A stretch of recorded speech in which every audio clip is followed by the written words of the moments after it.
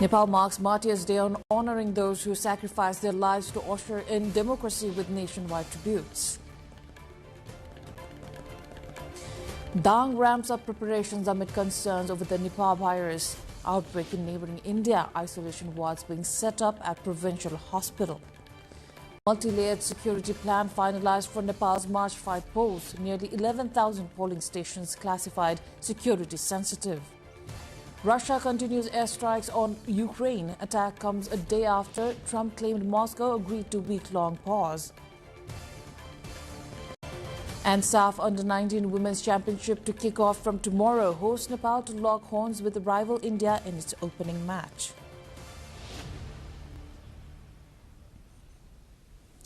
Good evening, I am April Singh Lama and this is NTV World Primetime News coming to you live from Kathmandu at 1900 hours Nepali time. Across the globe, it's 1:15 p.m. in London, 10:15 p.m. in Tokyo and just after midnight in Sydney. Now the news in details. Today, Nepal observes Martyrs' Day, a national holiday honoring the brave individuals who gave their lives for democracy and freedom during the oppressive Rana regime. The day commemorates iconic figures such as Dharma Bhakta Mathema, Dasrat Chand, Gangalal Shrestha and Sukhraraj Sastri, who were executed in the 1940s for demanding political reform. Across the country, programs marking Martyrs' Week running from January 24 to 30 include processions, tribute meetings and cultural events, culminating in a ceremony at the Martyrs' Memorial in Loingchur, Kathmandu. Prime Minister Sushila Karki paid homage to the martyrs today, emphasizing the enduring importance of their sacrifices for civil liberties, human rights and democracy. The government has declared a public holiday allowing citizens nationwide to reflect on the courage and legacy of those who shaped modern Nepal.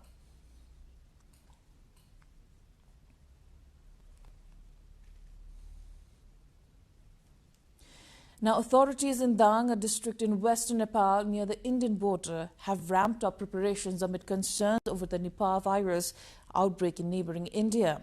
Rapti Provincial Hospital in Tulsipur has set up a dedicated 5-bed isolation ward to treat patients showing suspicious symptoms following instructions from the provincial government. Health officials warn that the virus is a highly dangerous, which is transmitted by bats and pigs with a fatality rate of 50 to 60%, though human-to-human transmission is uncommon. The virus can spread through consumption of contaminated fruits or contact with infected animals, and symptoms of fever, body aches, sore throat and vomiting can appear 4 to 14 days after infections. Doctors emphasize that early symptoms resemble common flu, making laboratory testing essential for accurate diagnosis and timely treatment.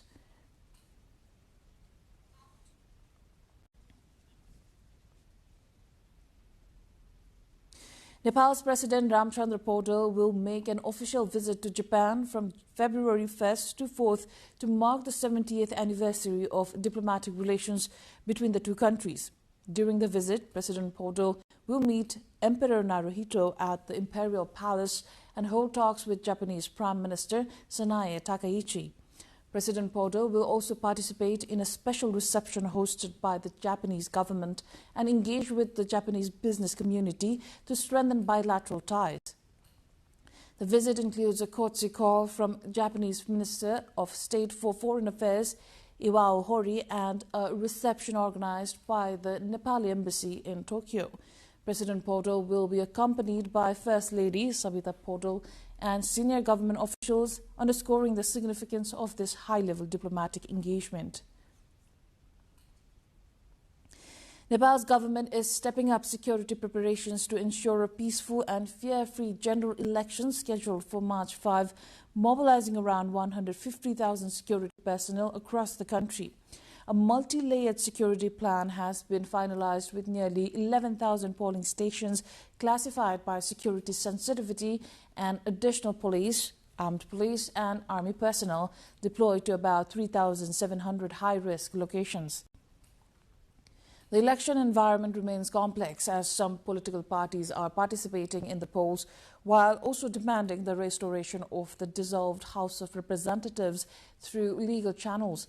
With about a month remaining, the Election Commission has approved nearly 3,000 national and international observers to monitor the process and has urged parties to maintain restraint during campaigning.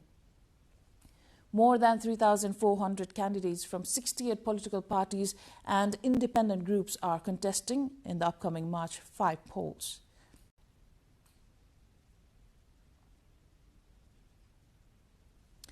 Time now for a short break. Stay with us.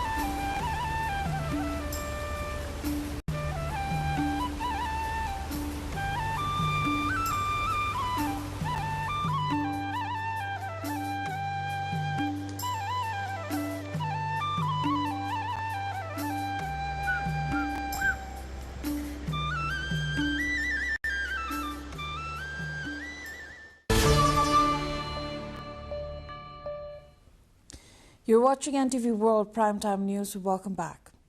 Now, with 34 days remaining until Nepal's March 5 House of Representatives poll, election campaigning has intensified across the country, placing the nation firmly in an election cycle.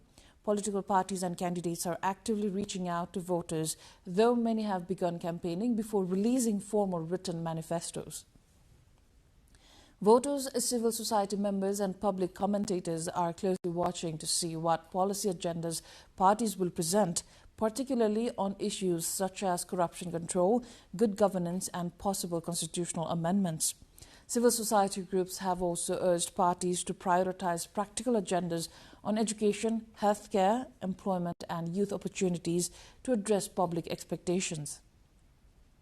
As parties finalize their manifestos, observers emphasize that the election can deliver long-term national benefits only if campaigns and voter choices focus on clear economic, social and political policies rather than personalities. The gold and silver prices fell in Nepal today compared to the previous trading session, according to the Federation of Nepal Gold and Silver Dealers Association. The price of yellow metal stood at 318,800 Nepali rupees per 11.66 grams, while silver was priced at 7,065 rupees per 11.66 grams. On Tuesday, gold had been traded at 339,300 rupees and silver at 7,505 Nepali rupees, indicating a sharp short-term decline. Precious metal prices in Nepal have shown fluctuations throughout the week, reflecting both domestic demand and international market trends. In the global market, gold was trading at around $5,537 per ounce, while silver was priced at approximately $117 per ounce. Now, from social media reels to full-fledged digital businesses, Nepal's young creators are redefining how stories are told and careers are built. Some of the aspiring content creators in Nepali digital space found a forum to enhance their networking and sharpen their storytelling skills. Over thousands of content creators, physically as well as virtually, utilized the Creators Mela 2026, seeking ways to give their interest and entrepreneurial shape. Our colleague Diksha Awasthi interacts with the innovative creators. In an era where digital platforms shape narratives, content creation has become a powerful tool and even a career option for this generation. Reflecting this shift, the U.S. Embassy in Nepal organized Creators Mela 2026, bringing together young digital creators, storytellers, and entrepreneurs under one roof. The fourth edition of the event is a multi-city initiative with the theme Vision to Venture. And this year's theme is From Vision to Venture. And really what that is helping aspiring content creators and really established content creators help take the spark of an idea to something bigger and sustainable, and really help grow their content into their pages into a sustainable business. There is a clear demand for this type of programming, and we're just so excited to see that more than 5,000 people have signed up to come here to our event in Kathmandu. It looks to be an amazing event, and really we're just hoping we can create opportunities for people right here in Nepal. In Nepal, creators are increasingly using digital spaces not just for expression, but also as viable career paths and business ventures. Events like Creators Mela offer them exposure to global best practices, tools, and networks. I'm a stand-up comedian, I'm a software engineer and an entrepreneur. What I've learned from Creators Mela with everybody that I've talked to, everything that I've listened is like persistence and consistency is what makes you successful. And what's so great about this Mela is that you get to network, right? You get to know people, you get to collaborate, and that's how you grow. More than 1,000 creators, performers, and industry experts took part in the event. The final culmination event at Kathmandu featured Pitch to Success, where selected creators presented business ideas to corporate leaders for feedback and mentorship. Despite challenges such as limited monetization options, algorithm dependency, small market, and legal uncertainties, Nepali creators continue to carve their space and gain recognition beyond borders. As Nepal's digital generation turns creativity into enterprise, platforms like these highlight a growing belief that the country's young voices are not just consuming content, but building their thriving enterprises out of it. Diksha Awasthi with camera person Rashila Shrestha reporting for NTV World. Nepal Television is marking its 41st anniversary tomorrow on January 31st. Mark 17 as per the Nepali calendar. We will look into the evolution of the Nepal Television in these 41 years, starting from a room-based broadcaster to satellite TV channel and now standing as a public service broadcaster with several subsidiary channels, including a global English TV channel today.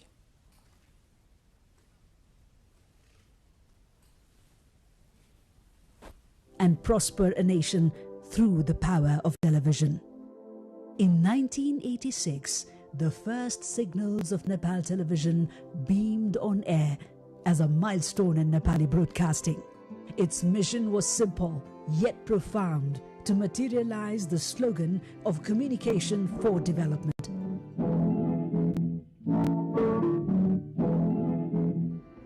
As a broadcaster, the mission was also to inform, educate, and entertain the people of Nepal. With every broadcast, NTV became a part of Nepali life. People saw a mirror of their society. हामी छोटकरीमा आजका प्रमुख राष्ट्रिय तथा अन्तर्राष्ट्रिय समाचार प्रस्तुत गर्दैछौं। आज 2045 साल पौष 19 गते सोमबार, तदनुसार 1989 को जनवरी 2 तारिक हो। अब आजको हाम्रो प्रसारण आरम्भ हुन्छ। आजको प्रसारणमा सर्वप्रथम प्रस्तुत गर्नेछौं साधना संगम। It became a storyteller of celebration, struggles and hopes. And as Nepal opened its doors to the world, NTV stepped forward, bringing international perspectives through its English news and English programs. These programs became windows to the world, bridging cultures, voices and generations. My name's Milo. Through the years, NTV evolved, expanding its reach, embracing technology and shaping a new era of responsible journalism. In a fast-changing media landscape, the need for a unified, independent and people-centered broadcaster grew stronger. That vision is now realized through the formation of the Public Service Broadcasting Network, PSBN.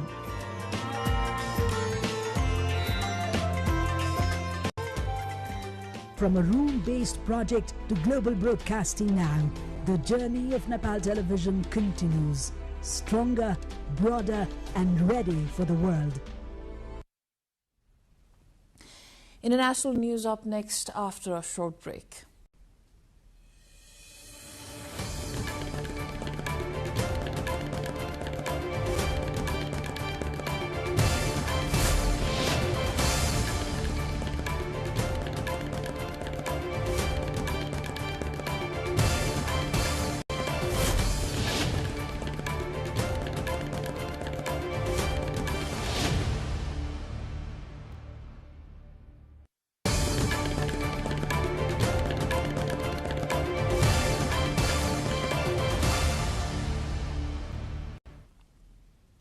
Myanmar's military-backed Union Solidarity and Development Association (USDA) has won majorities in both houses of parliament following recent elections.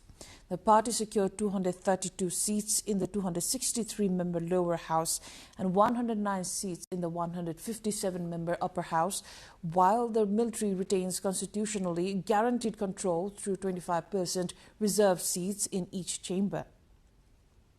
The elections come amid a prolonged civil war that began after the military seized power in 2023, a conflict that has displaced around 3.6 million people nationwide. Voting took place in only 263 of Myanmar's 330 townships and has been rejected by opposition parties as well as the United Nations, Western nations and ASEAN countries. The polls are widely viewed as an attempt to legitimize military rule and are expected to lead to Janata's chief Min Aung Hlaing become president. Russia launched over 100 drones and one missile at Ukraine overnight, the Ukrainian Air Force said on Friday. According to the Ukraine's Air Force, 111 strike drones and an Iskander-M ballistic missile were launched from Voronezh region on the night of January 30. This attack comes as a day after U.S. President Donald Trump announced Moscow had agreed to a week-long pause in attacks on the capital and other cities. On Thursday, the U.S. president has said that he personally asked Russian counterpart Vladimir Putin to halt the strikes due to the cold temperatures, and the pause would last a week. Moscow is yet to comment on this announcement. The governor of Ukraine's southern Zaporizhzhia region said late Thursday that Russia had hit a residential building, wounding one person. The United States on Thursday eased sanctions on Venezuela's oil industry after Venezuelan lawmakers passed reforms paving the way for U.S. companies to return. Within an hour of lawmakers in Caracas voting to open the oil industry to private investment, the U.S. Treasury Department issued a general license allowing U.S. companies to trade with state oil firm PDVSA. The activities authorized include the refining of oil, and the license said, addressing oil industry workers, Venezuela's acting president Delcy Rodriguez hailed the reform as a historical leap. Thursday's legislation will give private firms control over the sale and production of Venezuelan oil. It would also require legal disputes to be resolved outside of Venezuela courts, a change long sought by foreign companies who argued that the judicial system in the country is dominated by the ruling Socialist Party. Venezuela sits on about a fifth of the world's oil reserves and was once a major crude supplier to the United States. U.S. President Donald Trump said Thursday it was very dangerous for close ally Britain to deal with China as UK Prime Minister Keir Starmer visits Beijing for talks with Chinese leader Xi Jinping. China's Foreign Ministry spokesperson Guo Jiakun told reporters on Friday, who asked about Trump's comments, that China is willing to strengthen cooperation with all countries in the spirit of mutual benefit and win-win results. Starmer's visit to China is the first by a British premier since 2018 and follows a slew of Western leaders seeking a rapprochement with Beijing recently, seen by many as a pivot from an increasingly unpredictable United States. Canadian Prime Minister Mark Carney also visited China this month and reached agreements on trade and tourism. We'll take a breather here. Stay tuned.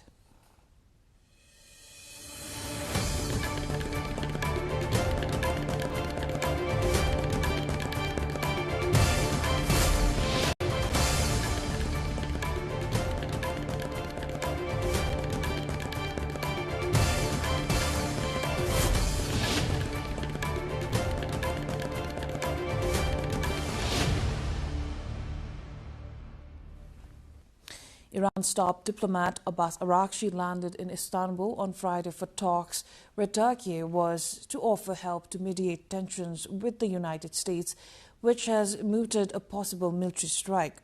During the visit, Araghchi was to hold talks with Turkish Foreign Minister Hakan Fidan and also meet with President Recep Tayyip Erdogan.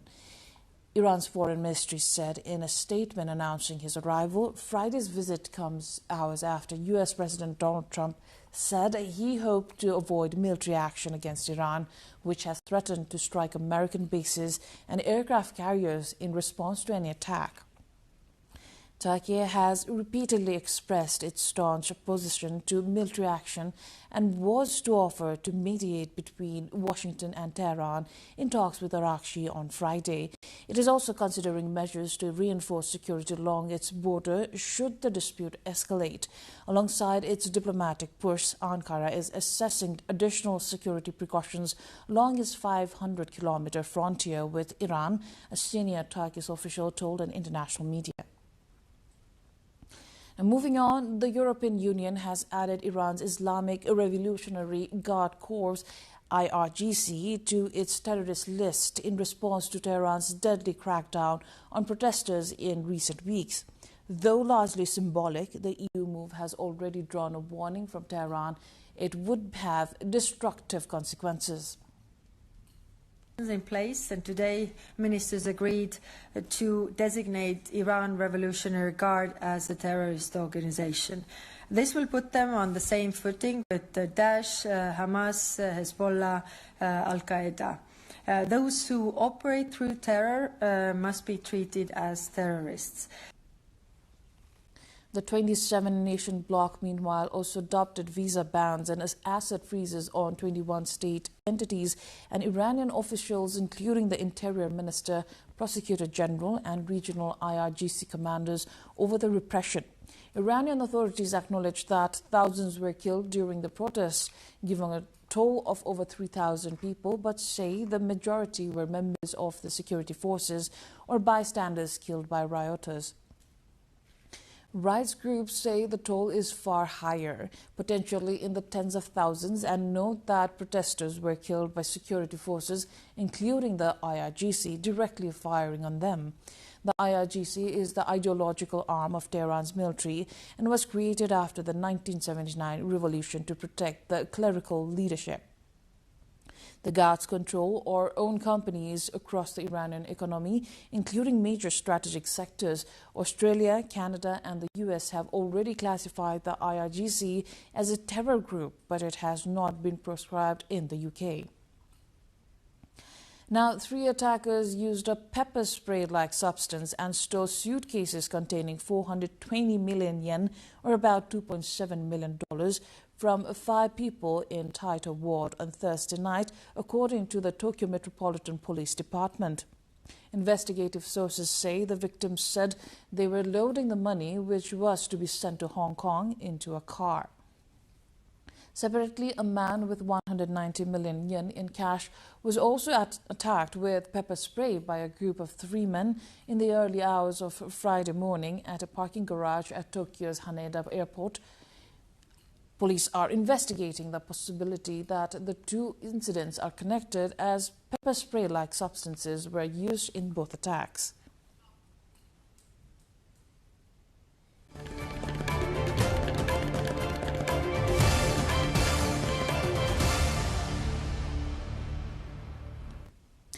Time now for Sports Update.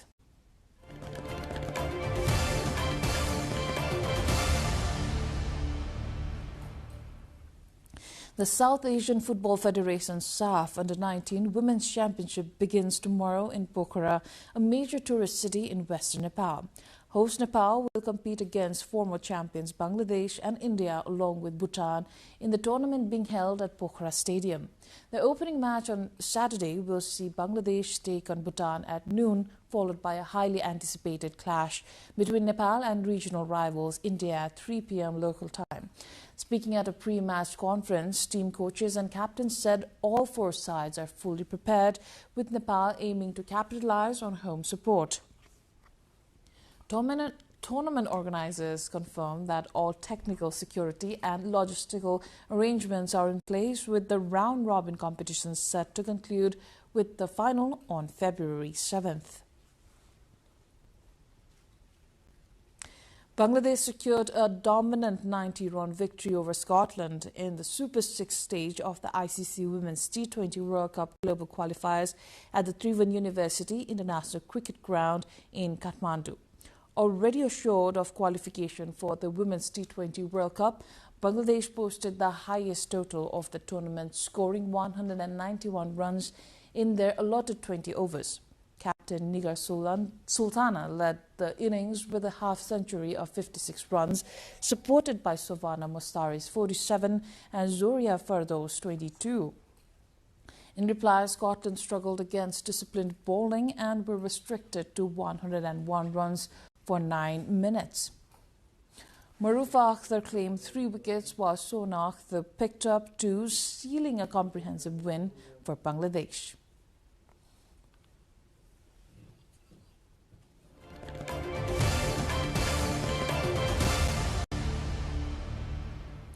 Now we're almost at the end of the primetime news, but before that, let's take a last look at the headlines.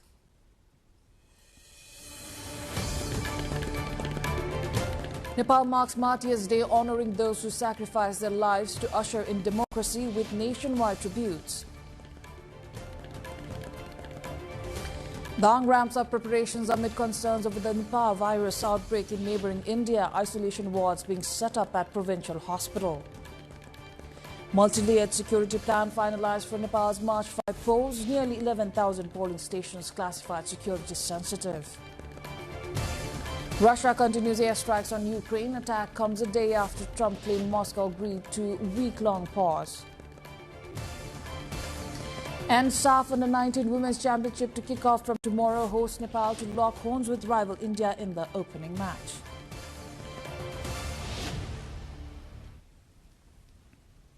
That is all for the moment here on NTV World Primetime News. Our next bulletin will be at 2200 hours. Do join us through our social media and get the latest update from our official website www.nepaltelevision.com. I am April Singh Lama. Thanks for staying with us. Have a wonderful evening ahead.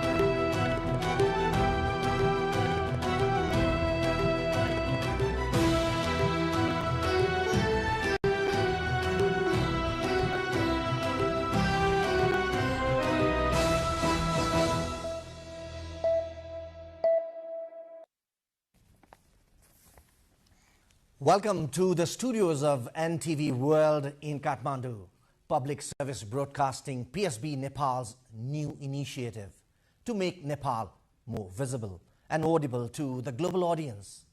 Welcome on board.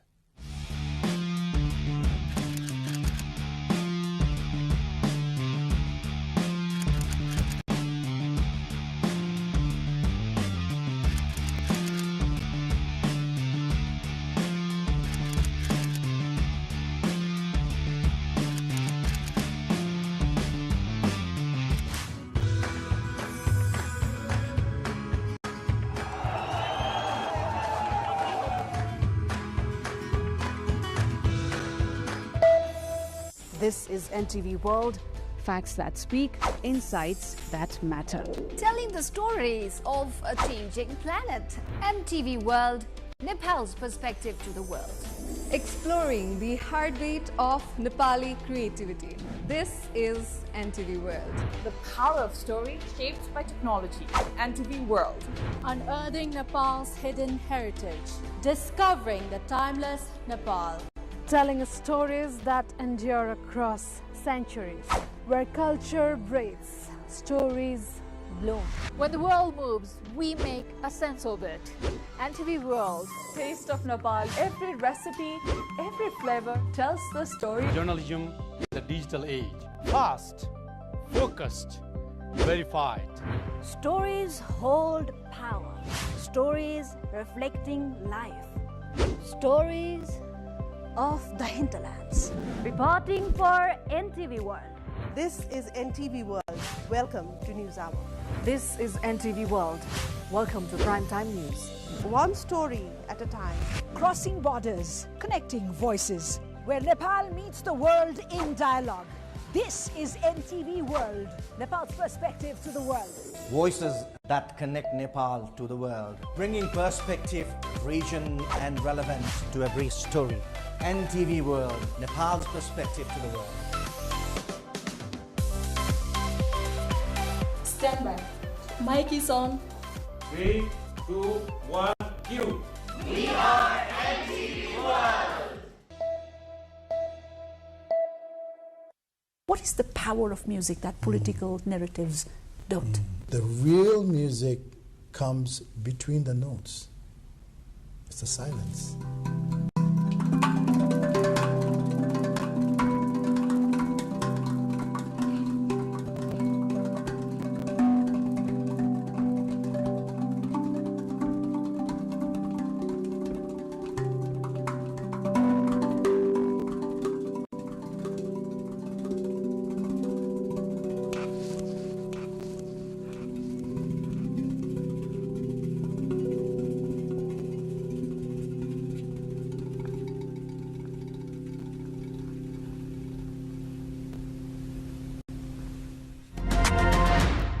I don't think you can change the country. It's not a.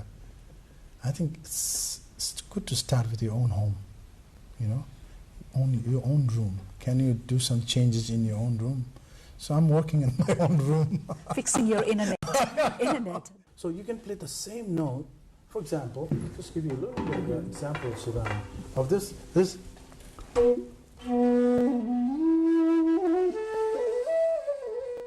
Sounds very Nepali. Right. And it could be on the mountain. But if I did.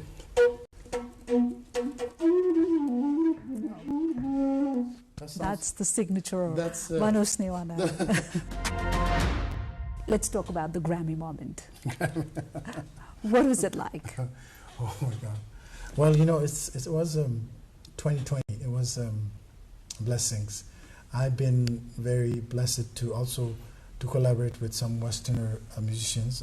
One of them was Deva Pramal and Miten. They were, you know, Miten and Deva, they were very inspired by Eastern philosophy.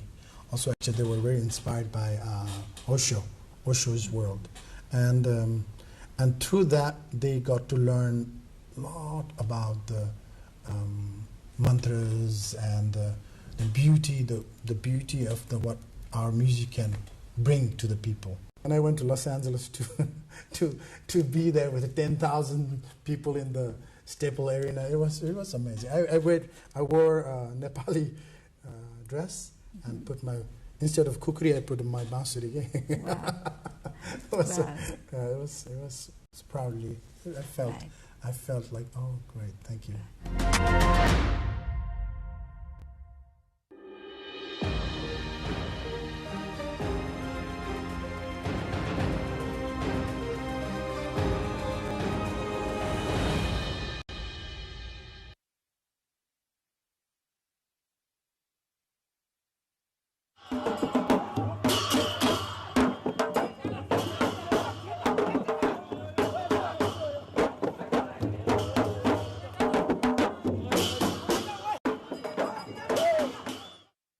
Music,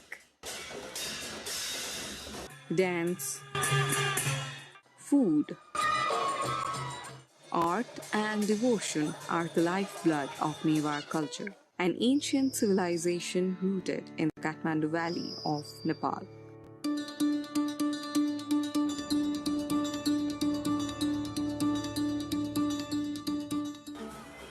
With lively festivals nearly every fortnight, the Newars celebrate life through a rich tapestry of traditions known as Jatra.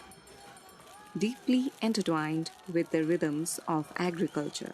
This is a culture where every celebration is a living expression of heritage, community, and spiritual joy. Welcome to the ancient heart of the Kathmandu Valley, Chaba Hill. Here lies a sacred nexus of faith and tradition, Sri Chandravinayak Temple.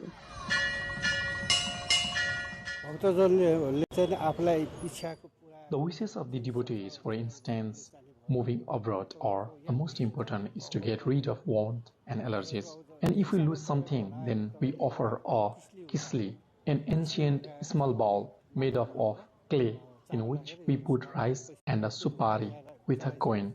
It is believed we retrieve the lost thing and wounds or allergies.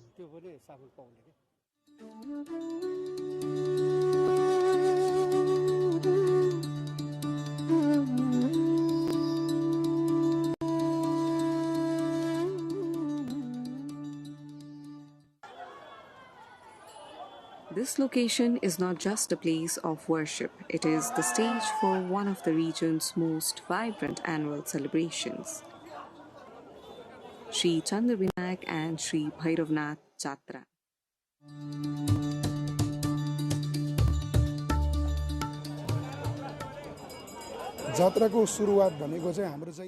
The beginning of the Jatra is always according to the Newari date, what we call Sakimana Puni. Puni means full moon. It starts from the time of Kartik Purnima, and for this we have to take the auspicious time for the Jatra. There is a place called Amalkot Kacheri. We go there about a week in advance to get the auspicious time. After they give us the auspicious time, then we start the management things.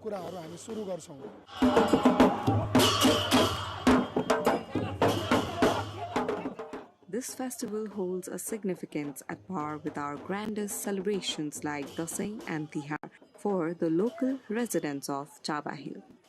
It's a time when the community unites and the entire area bursts into life.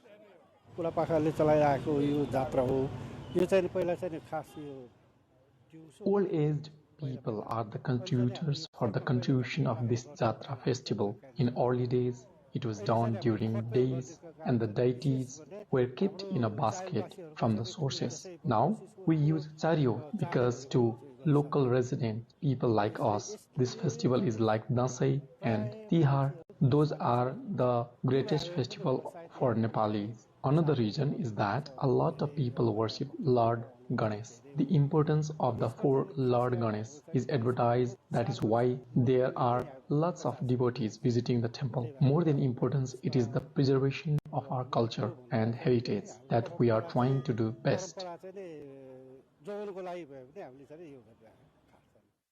The Jatra centers around two powerful deities, Lord Ganesh, known here as Chandravinayak, and the fierce protector Bhairavnath. We also consider Chandra Vinayak Bhagwan as the first deity, right? The god who received blessings from Shiva Parvati or the parents. The first one who remember and worship when we humans worship is Sri Ganesh Bhagwan. All the Hindu Sanatan Dharma followers all over the world consider Ganesh Bhagwan as the first deity. Similarly, Chandra Vinayak, the name is different, but their feeling and over devotion towards them is the same. Similarly, Bhairavnath, who is located here in Chabel, Bhairavnath is considered to be a deity who originated here naturally even before Ganesh Bhagwan. Now we consider Bhairav as a form of Shiva, as a part of Shiva, right?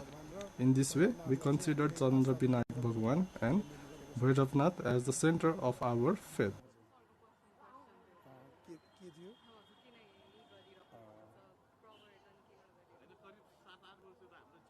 Another interesting aspect is this is also in the form of a legend. Our Chandra Vinayak Bhagwan loves outsiders more than us locals. The reason for that is maybe because they come from so far away with so much hardship. God gives them more blessing. That's how we take it. Ashish दिनुभएको sir चाहिँ हामी लिने गर्छौँ त्यसरी।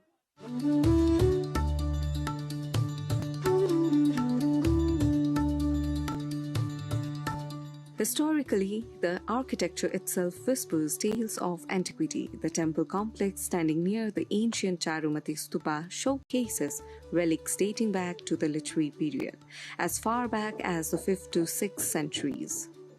While the main idol of Sri Chandravinayak has seen renovations over centuries, notably during the Malla era, the site's spiritual lineage is deep-rooted.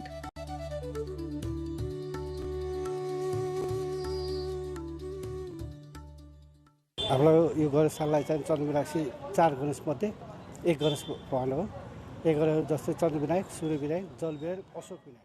Sri Chandravinayak is one of the most important lord in the 4 Vinayak: Surya Vinayak, Chandra Vinayak, Jal Vinayak and Ashok Vinayak. This jatra was initiated during the Lichavi period, as Ganesh Kumari and Lord Bhairav were way before this time frame is known.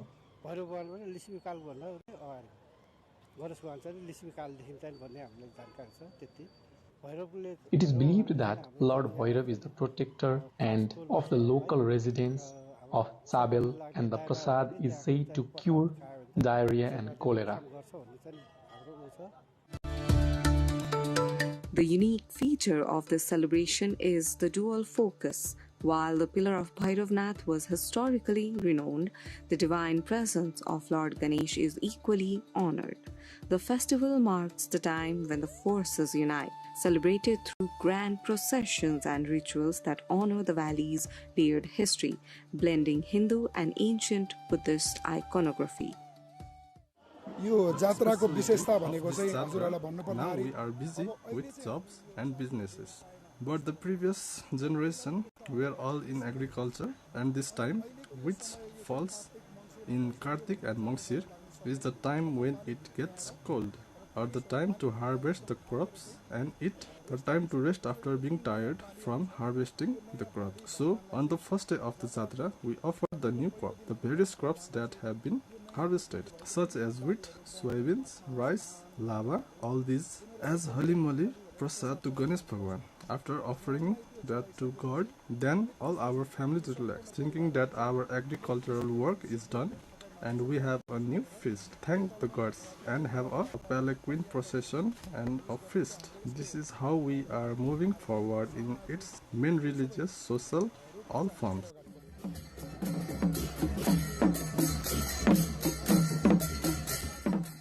The main celebration commences on the full moon day of Hindu month Kartik, which typically falls in November. The first day of the full moon of Kartik, we lit a sacred fire known as Dhuni. Second day is Ganesh Jatra here in the temple. On the third day, we take the chariot to Chuchepati and end the 4 days ceremony with Sindur Jatra.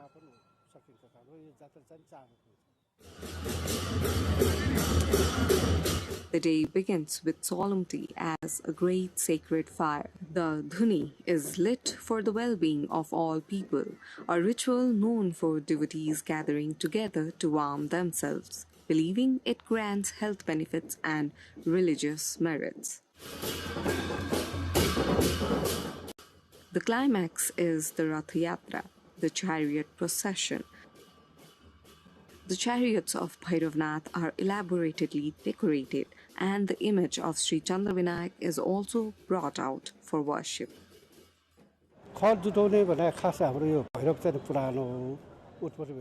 Playful chariot battle is done as Lord Ganesh is worshipped at first, and the chariot of Lord Bhairav rounds up the chariot of Sri Chandravinayak 3 times, believing this long ceremonial ritual.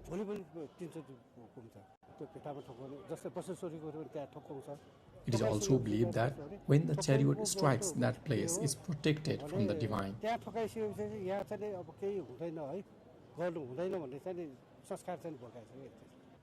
Previously, chariots were stopped in front of every house, but nowadays it is only stopped in most important places of Chabel due to urbanization.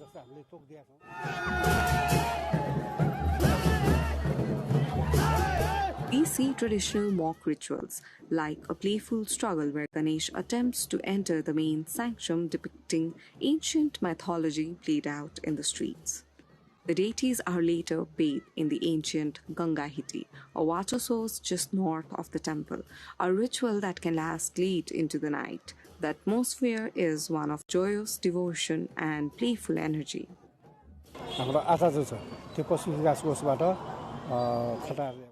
The head priest is selected from Pasupati Development Trust, who are the employees themselves. They are given a specific special area for the formal event. Previously, they used come in barefoot, but now we have solved their problem with this new space.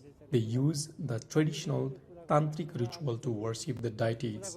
After the tantric rituals done by the priests, the deities get a new form. It can be seen with the change of the ornaments, same like the day as Lord Ganesh is worshipped, especially on Tuesday. His form is more strong and divine, and the ornaments used in the jatras are special, not the one being used every day. Lord Ganesh is worshipped by the Sakya priests with their own rituals, and the Lord Bhairav is worshipped by the Vajracharya priests according to their own rites and rituals. Now, not many Sakya and Vajracharya priests are here in Nepal to forward this ancient ceremonial festival.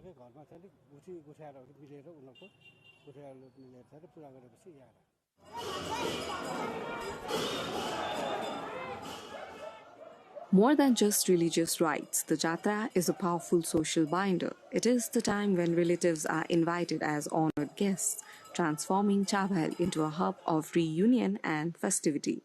The homes themselves become part of the decoration illuminated to celebrate the occasion.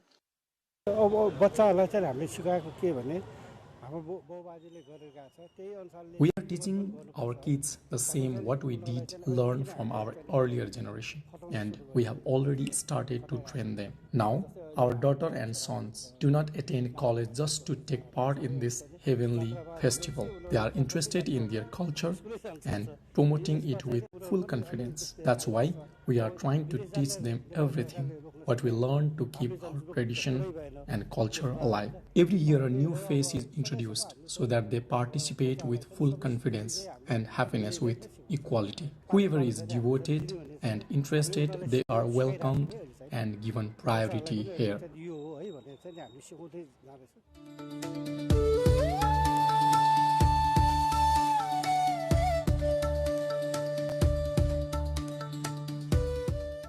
Devotees strongly believe that participating in this Jatra guarantees the same spiritual blessings as worshipping the deities throughout the entire year.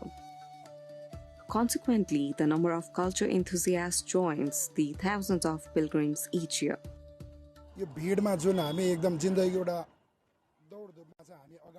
In this crowd, we are moving forward in our race of life. Mostly people go abroad for studies or earn money, but there are many friends like us who feel that our identity, the heritage of our country, the greatest assets of our country is our culture, which our ancestors have been handing over to us. This is our identity. If this identity is not preserved, then in the future neither our existence nor the existence of the nation of Nepal will remain.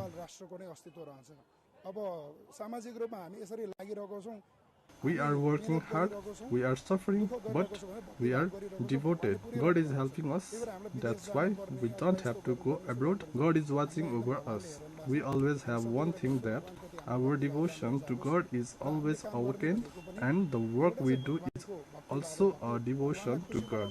And the main thing we do is for the good of all our Nepalese residents, for the good of the country. That's why we always work hard. To manage this growing vibrant event, the locals have set up a coordination committee to ensure everything runs smoothly and joyfully. Now this management, which we have formed as Sri Chandra Vinayak and Bhairavnath Jatra Coordination Committee. Actually, there are separate Guthi, Palas and religious Guthi that have been established earlier to conduct the Jatra. But this issue, gradually, as the youth migrate and a generation gets older, it's become difficult to operate, not only for the Guthi Palace. Then, to play a coordinating role, we formed this committee.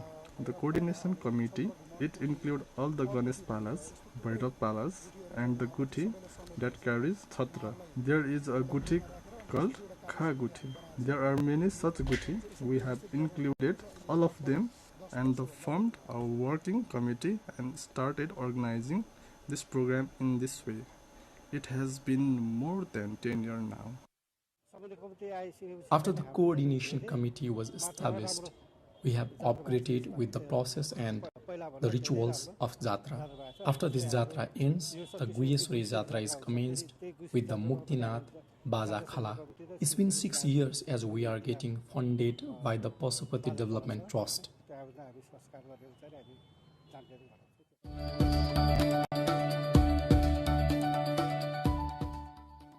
This historic and ancient cultural heritage of Chaba Hill stands as a vital part of Nepal's identity. Preserving and revitalizing this tradition requires a collaborative commitment from the nation as a whole and from every Nepali, both at home and abroad.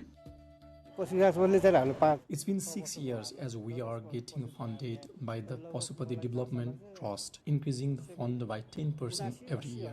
As I have known, it is 70 to 80,000 rupees. From the municipality office, we are also funded 10 lakh Nepalese rupees. But as the governmental process takes time and the taxes are deducted, we get 8 lakh rupees in total for the festival. So we all residents of Chabel gather together and collect fund if the scarcity occurs. But we do not stop the festival.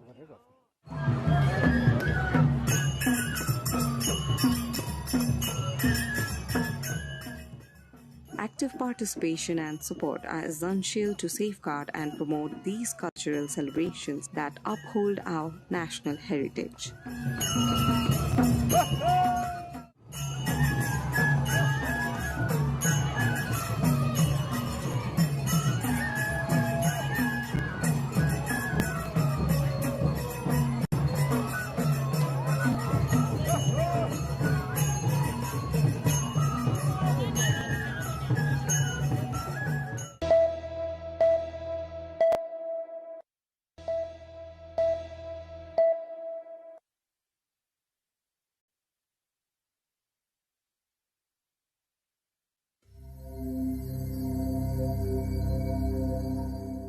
Bagmati प्रदेशका जिल्लाहरूमध्ये सिन्धुपाल्चोक पनि एक हिमाली जिल्ला हो। भौगोलिक रूपमा विकट भए तापनि ऐतिहासिक तथा पर्यटकीय रूपमा सिन्धुपाल्चोक जिल्लाको महत्वपूर्ण पहिचान रहेको छ। मेलम्चीदेखि 6 किलोमिटर उत्तर पूर्वको दूरीमा रहेको गोल्मा स्थान गोल्मा राजा र गोल्मा रानीको नामबाट रहन गएको किम्वदन्ती छ।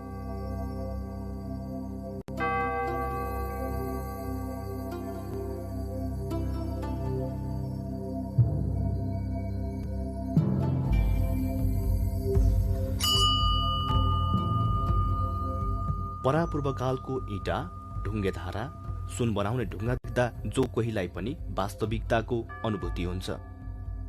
गोल्मा स्थानबाट 2 किलोमिटरको दूरीमा अवस्थित सातधारा डुब्सेश्वर महादेव पवित्र धार्मिक स्थल हो, जसको महिमा प्रचार प्रसारको कमीले गाउँमै सीमित रहेको छ।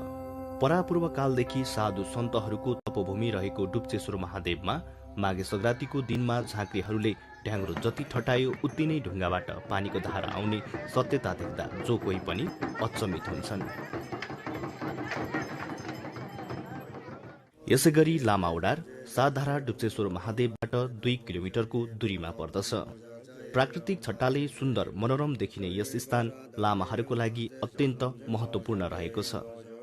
पर्यटकीय दृष्टिले त यसको सुन्दरता र महत्व बडो गजबको पाइन्छ।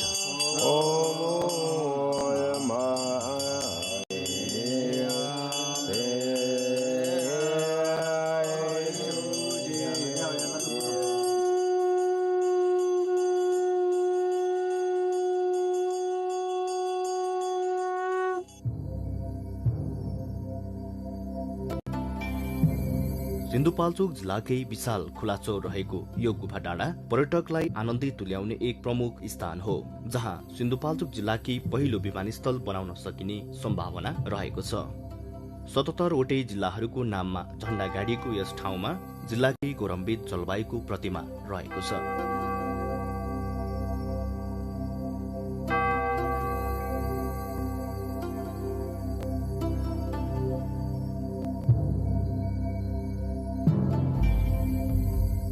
गुफा डाँडाबाट 1 घण्टाको पैदल यात्रापछि ओख्रेनी पुगिन्छ। सिन्धुपाल्चोक जिल्लाको इन्द्रावती गाउँपालिका वार्ड नम्बर 1 मा अवस्थित ओख्रेनी गाउँ सामुद्रिक सतहबाट 2253 मिटर उचाइमा रहेको छ। ओख्रेनीबाट पूर्वमा गौरी शंकर हिमाल, दक्षिणमा दक्षिणकाली मन्दिर, पश्चिममा गणेश हिमाल र उत्तरमा तीनचुले हिमाल रहेको छ। शेर्पा जातिहरूको बाहुल्यता भएको ओख्रेनीमा टिम्मुरको तेल तथा चौरीको छुर्पी स्थानीयहरूले उत्पादन गर्ने गरेका छन्।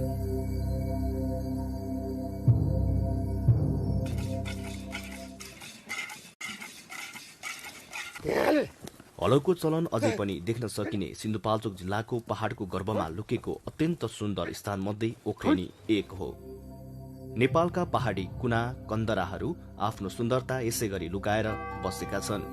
त्यो सुन्दरता उजागर गर्ने दायित्व तपाईँ हामीको हो। ओख्रेनीबाट 1 घण्टाको उकालो चढेपछि नौलिङ्गेश्वर महादेव पुगिन्छ। जनै पूर्णिमाको दिन यस स्थानमा वर्षेनी भव्य मेला लाग्ने गर्दछ। ग्याल्पो लोसारको दिन यस ठाउँमा शेर्पा समुदायले आफ्नो परम्परा अनुसार नाचगान गर्दछन्।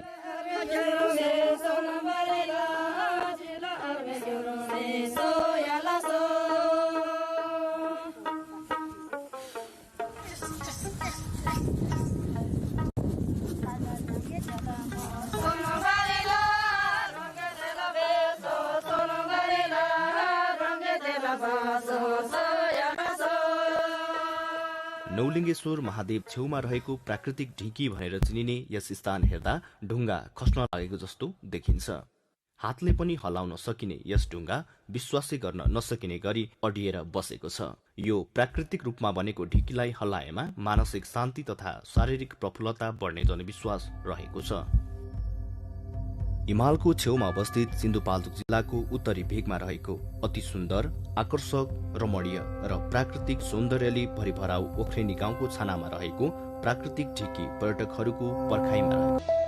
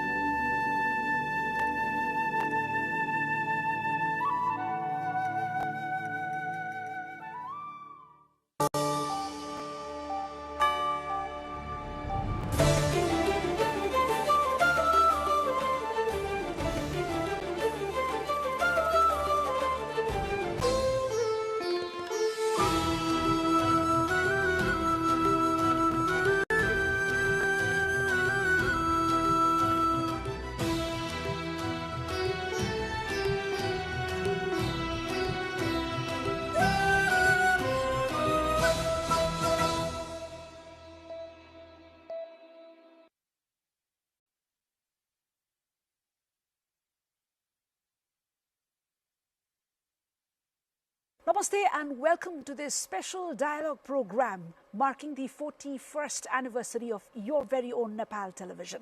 I'm Shivani Thapa Bosnet with this special edition.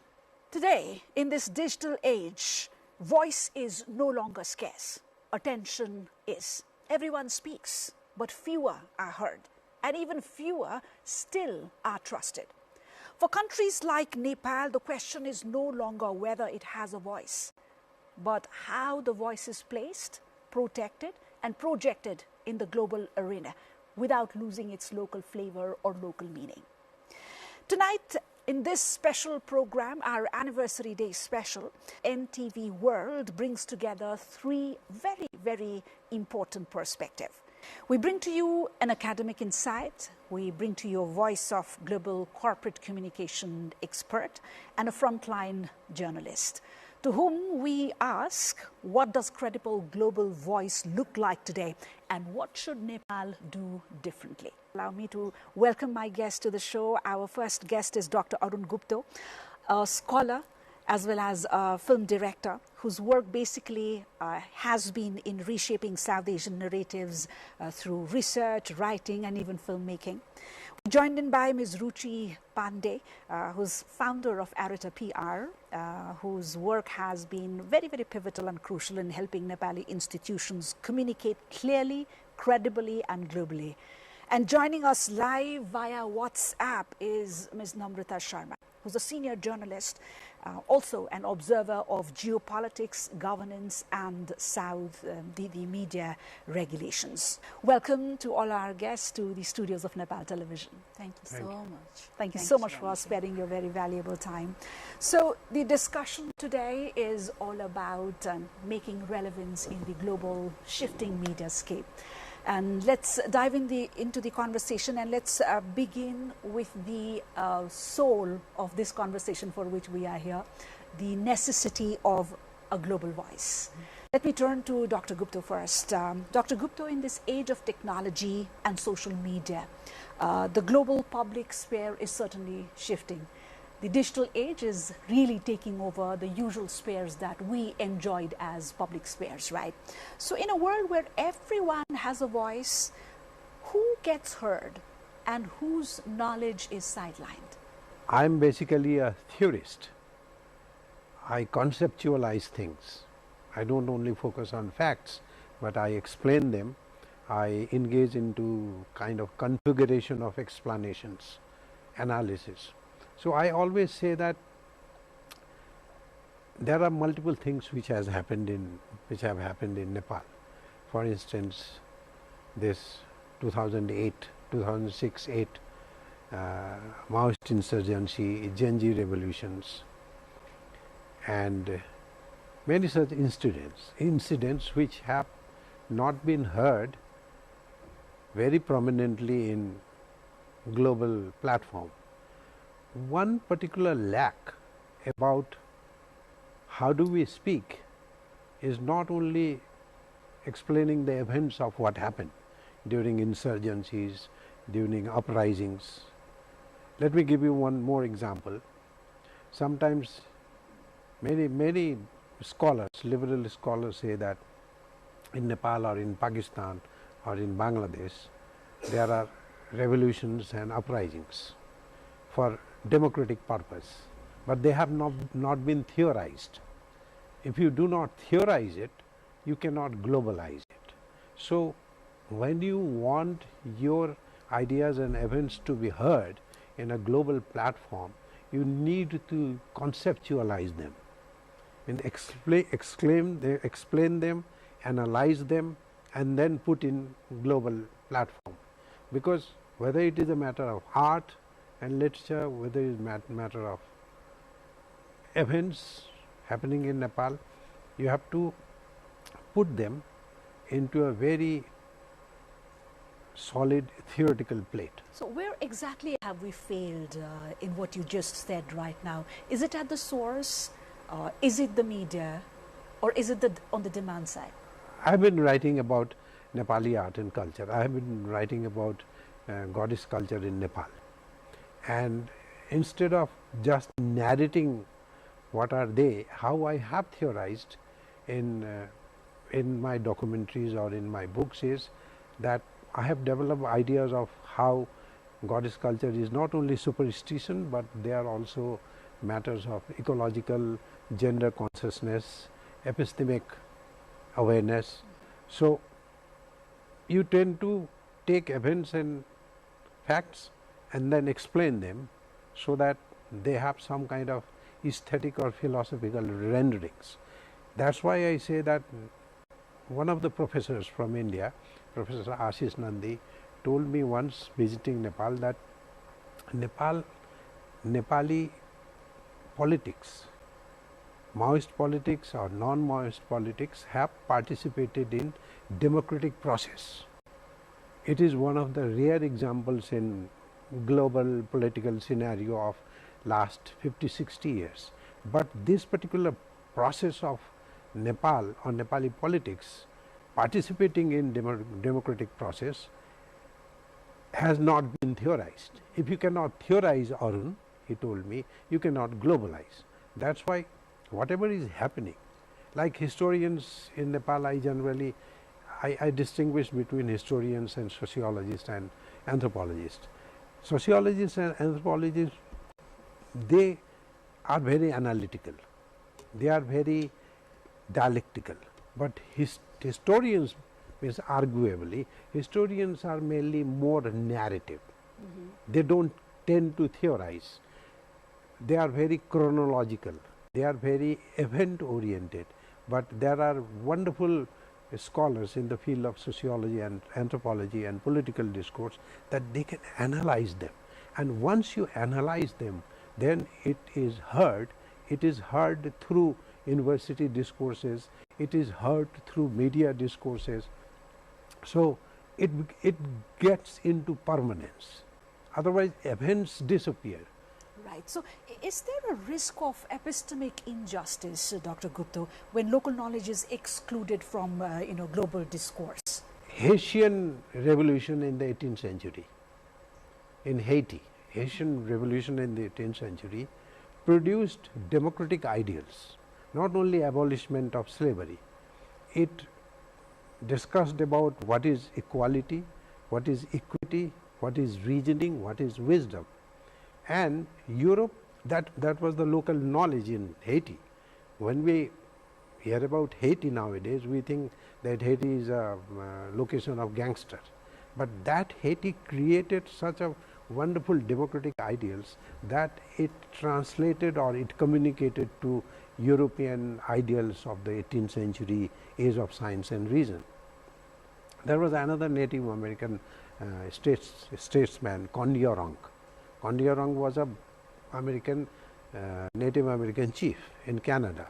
When French army officer went and met him, then he found that he has tremendous knowledge to contribute to European science, European reasoning, European democracy. And Kondiorong says contribution, though it is ignored, but people say, experts say that Kondiorong's contribution is one of the major factors in developing what Europe is now as a location of science and logic, and location of scientific methodology. So, local knowledge always, I can give you multiple examples, the way Malaysia, during the colonial time fought against the Western imperialistic forces, their resistance became exemplary to talk about or to theorize what resistance should be. Resistance is not only about holding arms and killing people. Resistance is very much a sophisticated mode of opposing the authority. So, local and global always interact in such a way, but when you talk about this global influence into the local, not only local influence into the global, but the global influence into the local, then media, I suppose, is one of the most determining factors. What is happening in international media is determining how we behave in media culture in Nepal or South Asia. Let me then now switch to Ruchiji. Ruchiji, you've been in a wider niche for a long time now. So could you give me your observation as to whether media is becoming the platform for global brands to navigate political sensitivities like war, conflict, and even social unrest? Thank you, Shivani ji. We are traditionally or now, media has always been that bridge that is connecting power with the public, right? It's showcasing stories, whether of larger organizations or brands or individuals, and helping it connect with the public, right? But today, what has changed drastically, as you earlier pointed out, was everybody can be media. Everybody has the power of voice and opinion, which, yes, is creating a large volume of media, but not necessarily good quality media, right? And in that lack of clarity, what's seeping in is reputational risks.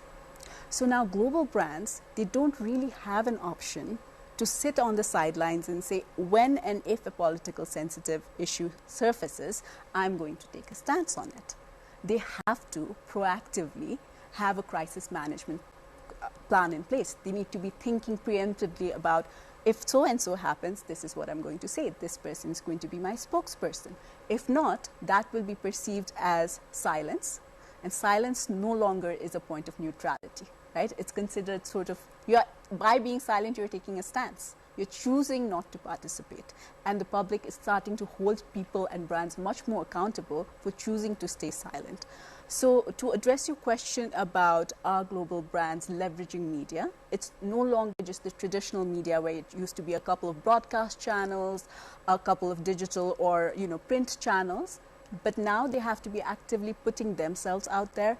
Every person in the executive leadership of different organizations need to be putting themselves out there and making their values on their respective stance, as well as the organization level stance clear, so that if and when a politically led or politically sensitive issue arises, people are clear. Okay, I can trust you or I cannot trust you. Mm-hmm. In this entire picture, Ruchiji, how do Nepali institutions maintain credibility and communicate globally? What do you see as the fundamental challenge? I think it depends on the nature of the institution first, right? So today, I think every individual in themselves can be a brand, because I could have a social media account and collect a couple of followers and have that influence with them. So I'm a brand. Or it could be a company which decides, maybe I also have an individual voice. What does XYZ company in a food and beverage solution, how do they compare with their competitors, right?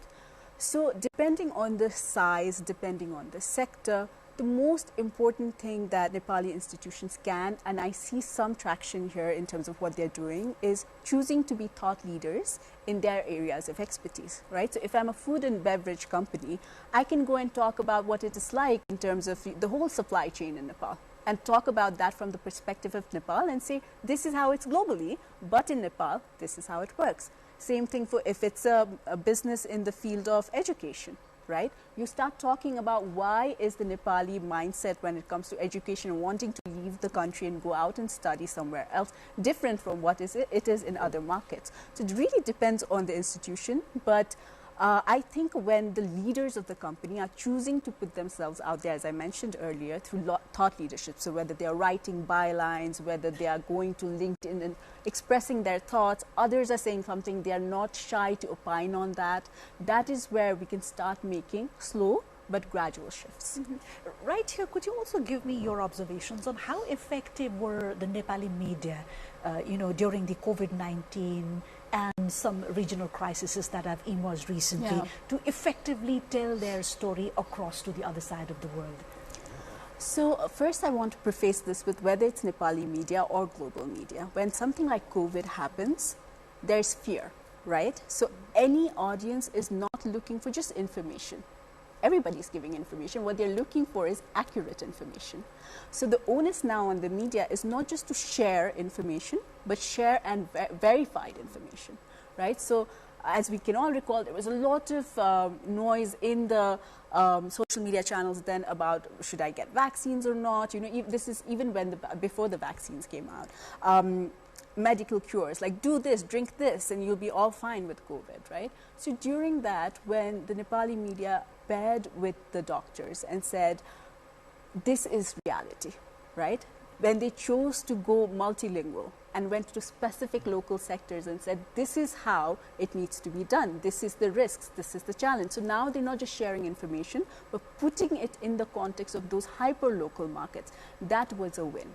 So, does that always happen in terms of are we always doing it right? Yes, there's room to improve. But the beauty about a market like Nepal is we're already small. We don't have to worry so much about what others are thinking before we fix what's inside. Once we fix what's inside and we know these are the great messages about Nepal, global will gradually catch up. Let's bring in Ms. Namrata Sharma right here. Ms. Sharma, you're joining in us from a very far off location. She's in Gujarat at the moment, joining us live on WhatsApp. Ms. Sharma, you bring a wealth of experience in the Nepali journalism sector and beyond as well. So how responsible do you think Nepali journalism is in shaping perceptions abroad? Nepal media has really made its mark, particularly in the local context within Nepal. You know, if you look at the last couple of decades, what has happened really is a series of corruption has been uncovered in the media. Now, this kind of journalism is not very open in South Asian countries at the moment, even in our neighbor country, India, where I'm at the moment, which is supposed to be a beacon of democracy for all South Asians. So I think it would be an exaggeration to say that Nepali journalism has done its bit on uncovering what has happened behind the surface, and has been showing that corruption in Nepal is moving towards kleptocracy, which is not a small thing. Unfortunately, I think what we may have missed out, the Nepali media, is to take what is actually happening inside the country to the global scenario. So given the interest as well, there is huge interest and curiosity to which the media has to rise and be able to cater to those interests. I believe that was the statement coming to her. Let's move ahead to the next segment of our discourse, where we talk about the digital space, or how technology and digital transformation, and then there is political polarization and global take is reshaping this niche, this media. We certainly would want to move to our scholar, who we seek to give your independent scholarly views on this particular shift. Dr. Gupta, media isn't what it used to be like even a decade ago, right? You've seen it, like from state-controlled to algorithmically filtered. The journey has been very quick, and it's been huge. The change has been very, very huge. So how is Nepal, or how do you think Nepal is navigating this transformation? Nepal is influenced by global media behavior, particularly South Asian media behavior, and the influence of institutions of power, the authoritarian powers, they are, but to some extent Nepal is still not that much controlled by authority, institutions of power, as we see in Western media or South Asian media at large, because I feel that Nepal is, I would agree to Ms. Sharma's comments or analysis that Nepali media is doing well. It is doing well because the outside forces are not very much prominent in determining what should be the content of media. But by saying this, I also feel sometimes that Nepali media is very much focused on some kind of information deficiency. By information deficiency, I see that electoral politics, election, politicians as heroes or villains, these are the major subject matter of media. And then other issues, children's education, gender issues, pollution, climate change, animal rights, human rights, all these issues are like supplemented for Saturday issue or Saturday editions. For the whole week you have this political discourse, you know what is going to happen, and just for a week on Saturdays I call it a kind of information deficiency, and everything which society should take interest about art and literature, about education, about what is going to happen after election regarding pollution or climate change, they don't find space. They don't find space. So but in your view, it's more politically dominated. Very dominant, you know, supplemented. Other issues are supplemented, and that is one of the problems with Nepali media, which is also a kind of influence of global trajectory of media. So that is what I feel. There are so many things to talk about colleges, there are so many things to talk about the aggression of youth. Why did Gen Z movement happen? What was the problem? But those kind of issues they get prominence only when they happen, and then this happened, that happened. These were the chronological events of Gen Z movement. So we are more focused on events and less focus on analysis of other things which might be important for us. So we need to review our prioritization of stories that we disseminate. Said that, I'm a little curious, Dr. Gupta, if you're following the technological shift that is happening globally, not only in our niches. So which, because we are now, because today, you know, whatever we disseminate is not necessarily limited to our borders or only our targeted audiences. The reach is like far beyond what, because it's just there, you know, digitally available and accessible everywhere. So which technological change in your observation do you think is threatening to Nepali narratives? I hear in higher education, I hear that there are some students, there are some researchers who are very comfortable with digital communication with AI, and there are some who already have declared that AI and digital communication are evils of society. So my argument is that digital communication and this influence of AI, we are within this system. Maybe after 50 years or after 40, 50 years, we will be able to see that whether AI has damaged or not.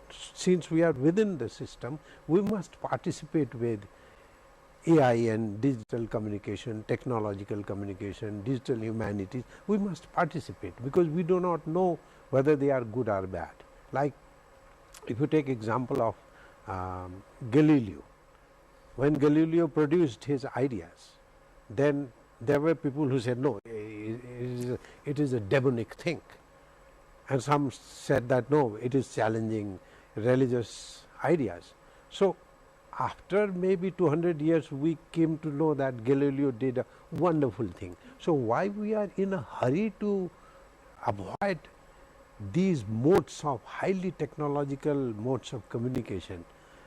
Because we do not know what is going to happen. So as an academic, as a researcher, I welcome AI, despite the fact that AI and digital communication have tremendous amount of disadvantages also. So I don't, I'm not that kind of pessimist person that I already decide and I already give opinion that this particular wonderful gift which science and technology has given to us is damaging the youth. It is, YouTube is not damaging the youth. How you control YouTube, that determines whether it is good or bad. Reels are not damaging the youth, but how you control them, that determines whether they are good or bad. So in my opinion, when you are within something, then you should not be making haste to decide that it is already bad. There are some scholars, sociologists and anthropologists and people from humanities who have been using AI and technological communication, and they have written a book called Disorientation with AI. They are within the system, they are using AI, and then they can analyze. But for me, I do not know the technological nuances of algorithmic nuances of AI, but I am very much ready to say that AI is going to be bad, because I can give you one example that there are 3 or 4 students who are working with me in India. They have told me by email that we are against AI. They are doctoral students, some of them have completed their thesis, but they have already joining a force to oppose AI, and I argue with them that how can you declare AI or digital communication, technological communication as evil without even using them for a month. So that is my position, and media media is digital communication. Media is not what it used to be, like you said, 30 years or 40 years ago. It's full of velocity, it is full of speed, it changes. Like I was reading a book called AI Revolutions in Medicine.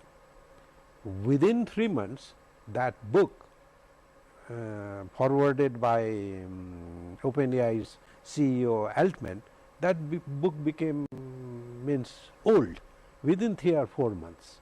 So you have to either keep pace with this velocity of technological, as a media person, as an academic, as an expert from your discipline, you have to keep pace. So beautifully said. A very, very beautiful perspective, Dr. Gupta, to put things so sensibly in place. This brings me to Ruchiji. Certainly from what he said, and looking at the velocity with which the world media is moving ahead, attention has become a currency globally at the moment. And if we fail to match pace with that velocity, I think that's where we lag, right? That's what Dr. Gupta just said. So you, having been a person who leads an entity which is trying to bridge the gap between Nepal's mediascape and then the global front, where do you see this biggest gap in between the supply and demand, on the global market's demand and Nepal's supply side? So more than the gaps, I actually see opportunities in that there's so many things that are yet to be tapped, right? So like Dr. Gupta here said, we aren't really leveraging diverse section-focused narratives yet, right? In the same robustness as we are doing maybe politics, right? But if that changes, now we suddenly have, let's say, education-focused businesses to talk about, education-focused challenges to talk about. As political shift happens, how does that affect the education budget? On the same lens, industry-specific, right? More stories to share as success stories. Because it's very natural for us humans to gravitate towards negative news.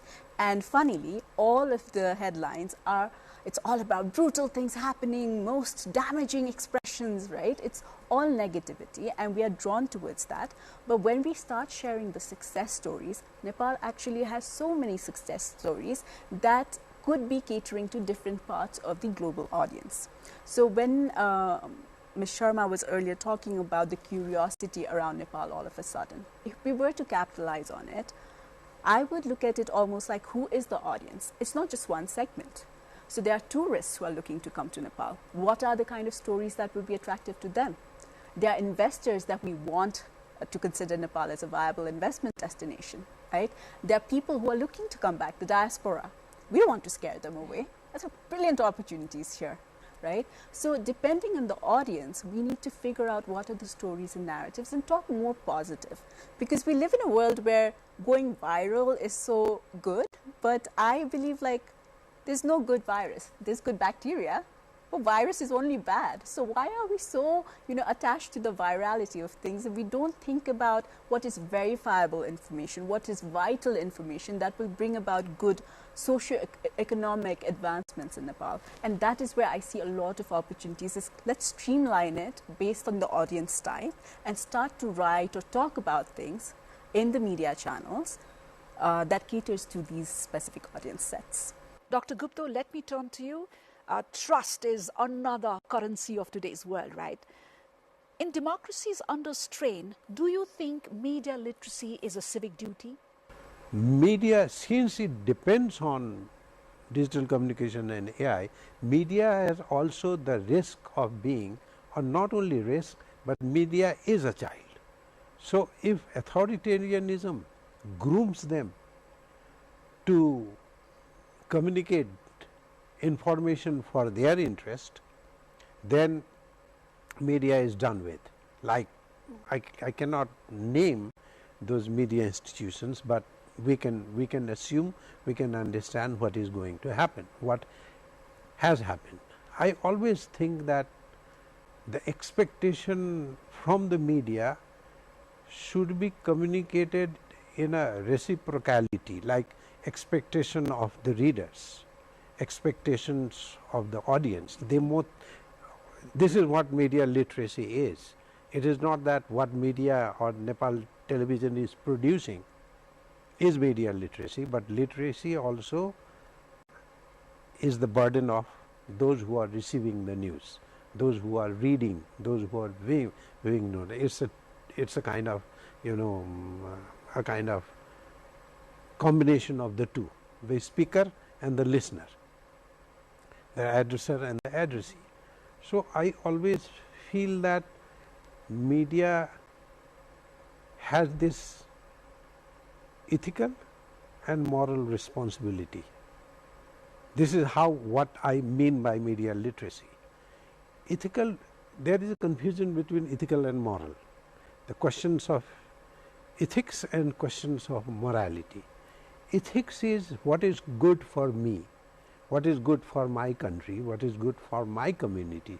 Moral is about what ought to be universally, globally, what ought to be not only good for myself, but good for others. This is avoiding this confusion between this kind of misunderstanding between what is ethical and what is moral.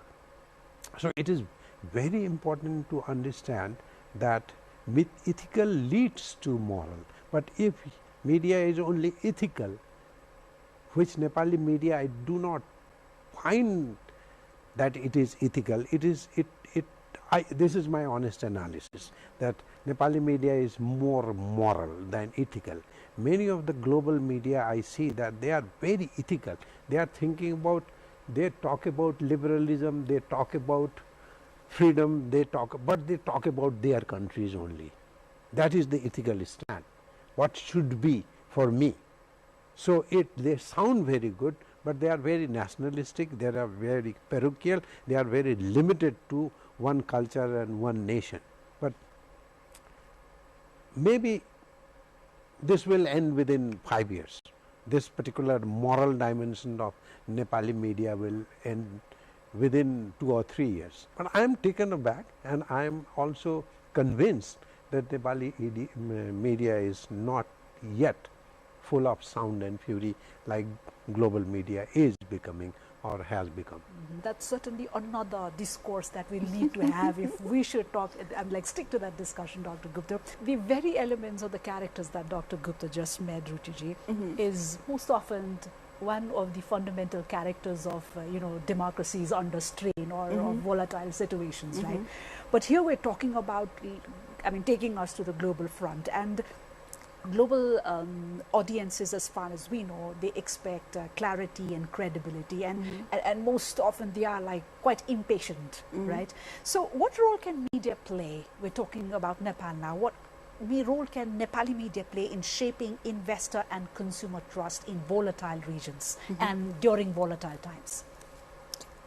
So I think I would look at it as a three-party situation right now, in the sense that there's the media, there's brands and organizations or political parties, part of the brands, then there's the consumers. Now, when you are sharing as a media a piece of information, either I have given you that information or you asked for that information and gathered it. That's possibly the only two ways to have objective journalism in place, right? Otherwise, it's misinformation. Where did you get it from? Yes, you could have verified it through a third party, and that's fine, but it's coming from somewhere. Now, by the time the consumer gets that information, it needs to be valid, it needs to be verified, it needs to be accurate. The moment we set ourselves to that standard of either somebody is giving me their information, which means I have control on the narrative, you are collecting it with all of the due diligence in place, you have control in narrative, problem solved. Consumer gets only correct media. The moment we do start doing that at scale, suddenly when there are things like earthquakes happening or when there is massive unrest in the country, the diaspora or the migrant population that's out there is not just reading, oh, Nepal is an unsafe destination. They're looking at it with a lot more context, because now let's say the brands like those in hospitality or even the medical services companies or the aviation industry, right, who would have been impacted either by the unrest or the earthquakes, are also coming to the media and saying, this is our side of the story. Would you please cover it now? So now the consumer has the full picture. Simultaneously, like Dr. Gupta said, the onus is also on the consumer in terms of to ask, is every information I'm getting, because we are in such a hurry to forward it with all these channels, right? There's WhatsApp, Facebook, we are ready to believe anything that's thrown to our face. We are sharing it without realizing that we could be partaking in the process of damaging misinformation, right? We are sharing misinformation. So that part should be with the consumers, where a lot of media literacy could help them. And in markets like Nepal, when we are sharing the information, maybe initially, because we're not challenging the audience enough perhaps to say, how did you get this piece of information, right? Is this factual or not? So in that process, maybe there is a chance to educate. Media could be an educating partner by saying, this is the piece of news, this is how it would impact so and so piece of people, here is our source of information. So now you've closed the loop on it, no questions left. And once we start doing that, we have better, organization-focused stories, industrial stories, political stories, sports, education, healthcare stories. And now the global world sees it as, oh, investment ready. Oh, this is a much more mature investment climate that I would have thought. I never knew about this kind of sector. I did not know about the robust tech sector. Like every day today, I work with such amazing technology companies building world-class solutions right here from Nepal. And sometimes I question them, really? It's all built here? And they say, yeah. And I go and meet the team. It's fascinating to be able to showcase all of those stories. Obviously, it's not the onus of one channel, but collectively, the media chooses to do that. Oh my God, there's so many positive stories to be shared, and the consumers feel happy. They feel proud, There's not that unrest. They don't want to leave and immediately go somewhere after college. They'll see, okay, potentially I could also do something. So I hope that addresses the question. Beautifully, most beautifully, in fact. Ms. Namrata Sharma could not stay longer because of time limitations, but we're very, very much thankful to her for joining us. Even remotely, she could spare some very important, limited, but could share some very, very important insights. Coming towards the very, very, concluding part of this show, even I did not expect, having to work in such a chaotic and environment that's full of noise. News is always like that, right?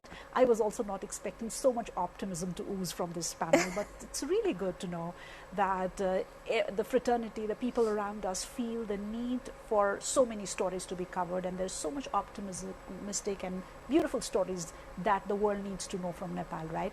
Having said that, as we head towards wrapping up, just two-liners from each of you. If you have any message for the communicators, your CTA or your call to action to communicators in this very digital and divided world. Mr. Gupta first.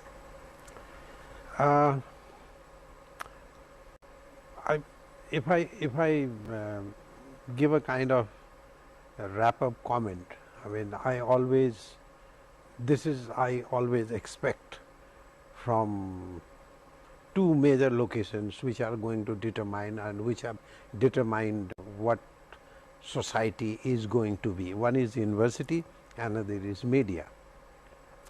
So I always tell in my classroom discussions that media or university must have the power to refuse the temptations from institutions of power.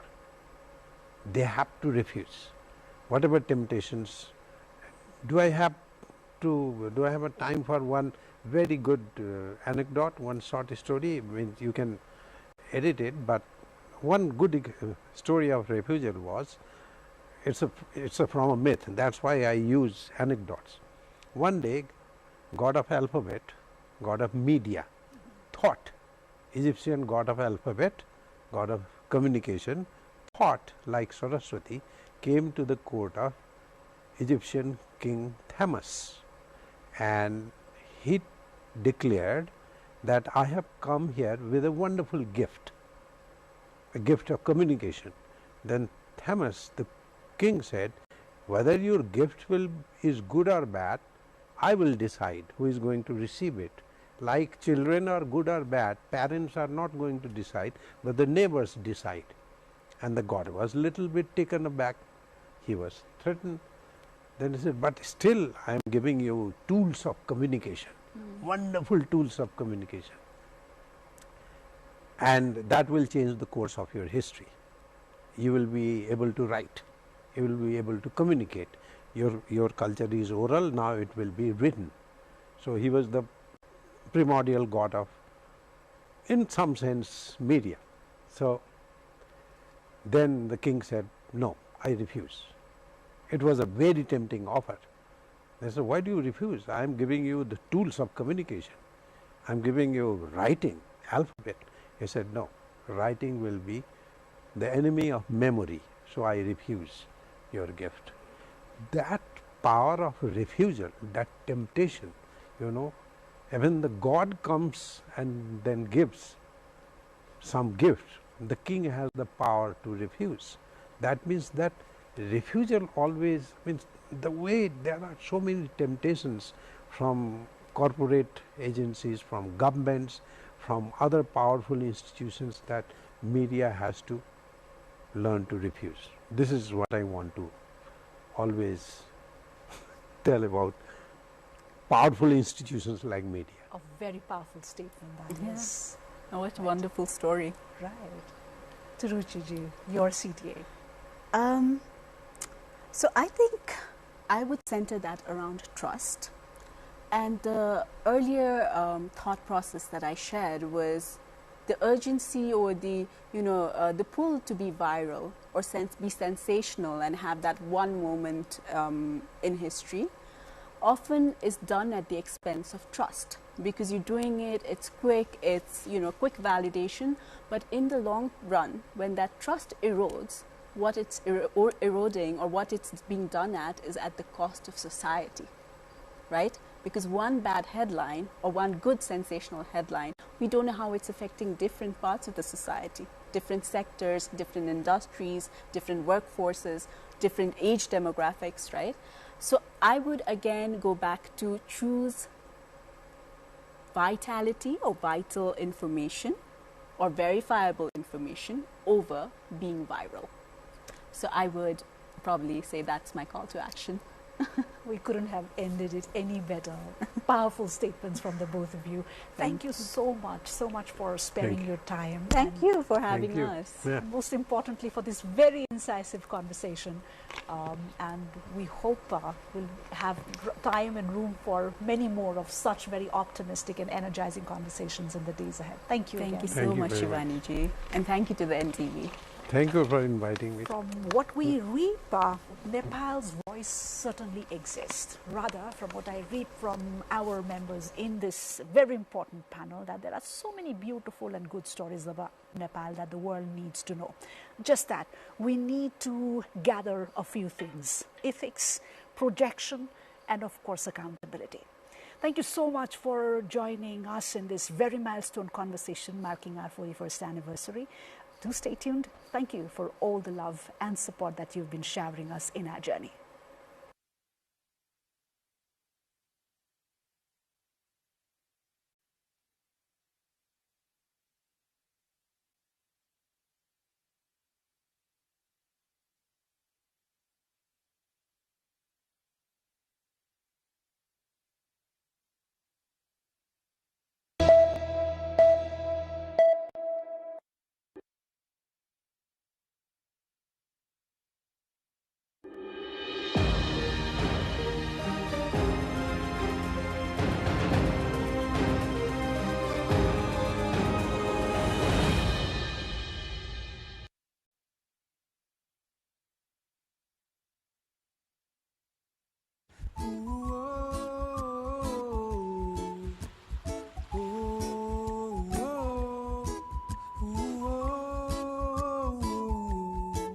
Nous la casse et nous îles, nous la mer, nous les ciels, la nature qui entoure nous, reflète couleur nous les cœurs, ça même richesse qui nous vise à préserver, pour continuer à exister, ça même richesse nous vise à préserver, préserver. Mauritius is a small island in the heart of the Indian Ocean, where tourism is a major industry contributing significantly to the GDP of the island. Mauritius is home for 1.2 millions of inhabitants, and today the country is targeting 2 millions of tourism in the coming years, an economic opportunity as well as an environmental challenge for this tiny land. Ce que nous faisons au niveau de la Tourism Authority, ça englobe dans la perspective du gouvernement, c'est d'aller vers une destination verte avec une certification reconnue d'ici 2030. Et nous sommes en train de travailler avec tous nos partenaires, avec les stakeholders de cette industrie en termes d'emploi. Donc nous comptons presque 30 000 emplois directs, mais si nous comptons au niveau aussi indirect, nous arrivons vers la barre des 100 000 personnes qui sont liées à ce secteur qui est très prépondérant, mais aussi très importante pour la vie sociale, la vie culturelle de l'île Maurice. Donc il est vrai qu'il faut être prudent dans ce que nous recherchons. Nous ne voulons certainement pas avoir une destination avec une situation de surtourisme qui arrive dans beaucoup de pays, dans beaucoup de destinations, où à ce moment-là, il devient ingérable de pouvoir contrôler un flux où le côté management et le côté destination ne peut soutenir.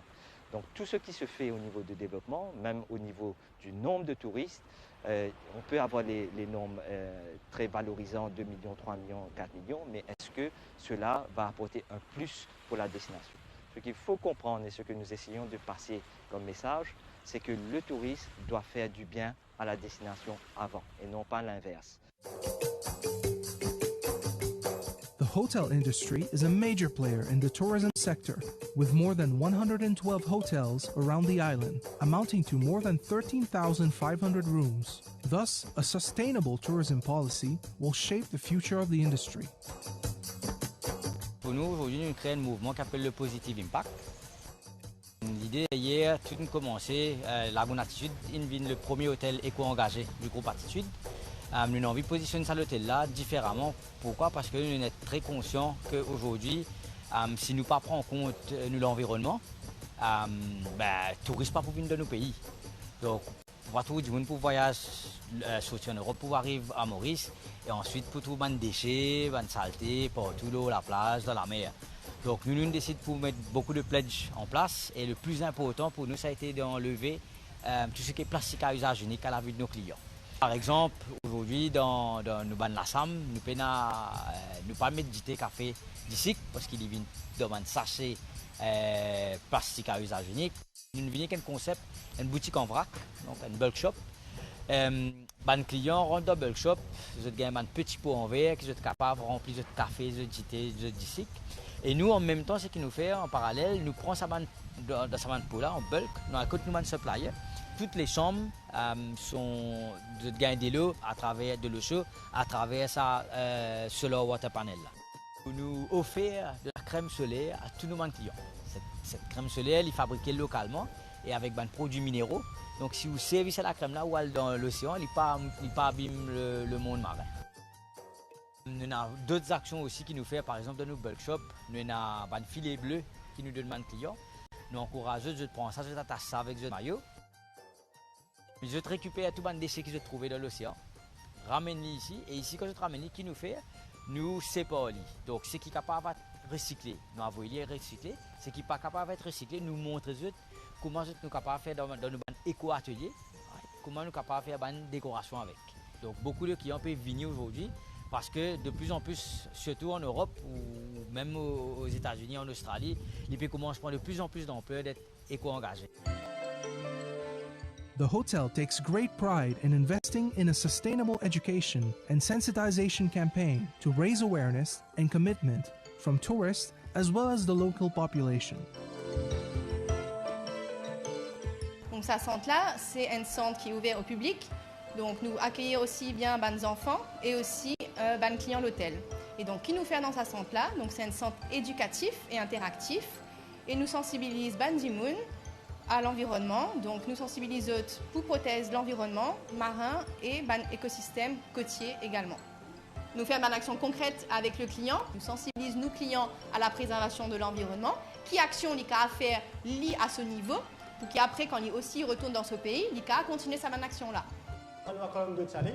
C'est vraiment un outil qui nous sert vraiment pour éducatif, pour montrer les participants qui viennent, les visiteurs qui viennent vers nous, comment ils viennent dehors quand on a fait le snorkeling ou comment ils trouver. Comment tout peut vivre ensemble, en symbiose, les poissons, les corail, comment ils vivent ensemble. Alors imaginez un coup, nous trouvons une bouteille plastique qui peut flotter là. Il n'est pas joli.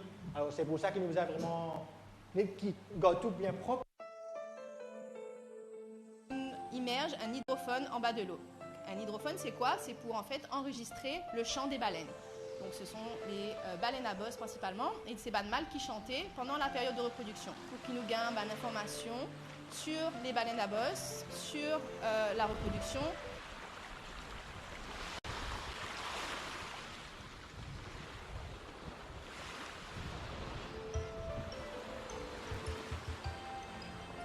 Et monte base de données d'un individu de tortues marines qui nous à Maurice. Donc ce sont des espèces migratrices et ce sont des espèces protégées. C'est vraiment un centre éducatif parce qu'il nous vient raise awareness avec nos clients pour que les clients prennent conscience de l'environnement et qu'il est important qu'il y ait une île, une ville à Maurice, mais nous avons un écosystème riche. Nous avons beaucoup de coraux, nous avons de poissons et qu'il forme partie, il y a un acteur dans sa mouvement Positive Impact. The footprint of the tourists on the island will equally influence the ecological path that the industry will choose. Alors c'est quelque chose qui se développe aussi chez nous. On essaie, nous, à notre domicile, d'être éco-responsable. Et effectivement, quand on va à l'étranger et en voyage comme ça, c'est agréable de trouver un endroit aussi où on retrouve ces valeurs-là, et même plus. Quand on fait des efforts chez nous, on se rend compte qu'à d'autres endroits, donc sur ça, et c'est important pour les touristes de respecter ça aussi. Je pense que les touristes, à l'avenir, feront de plus en plus attention aux endroits où ils vont et à la pollution.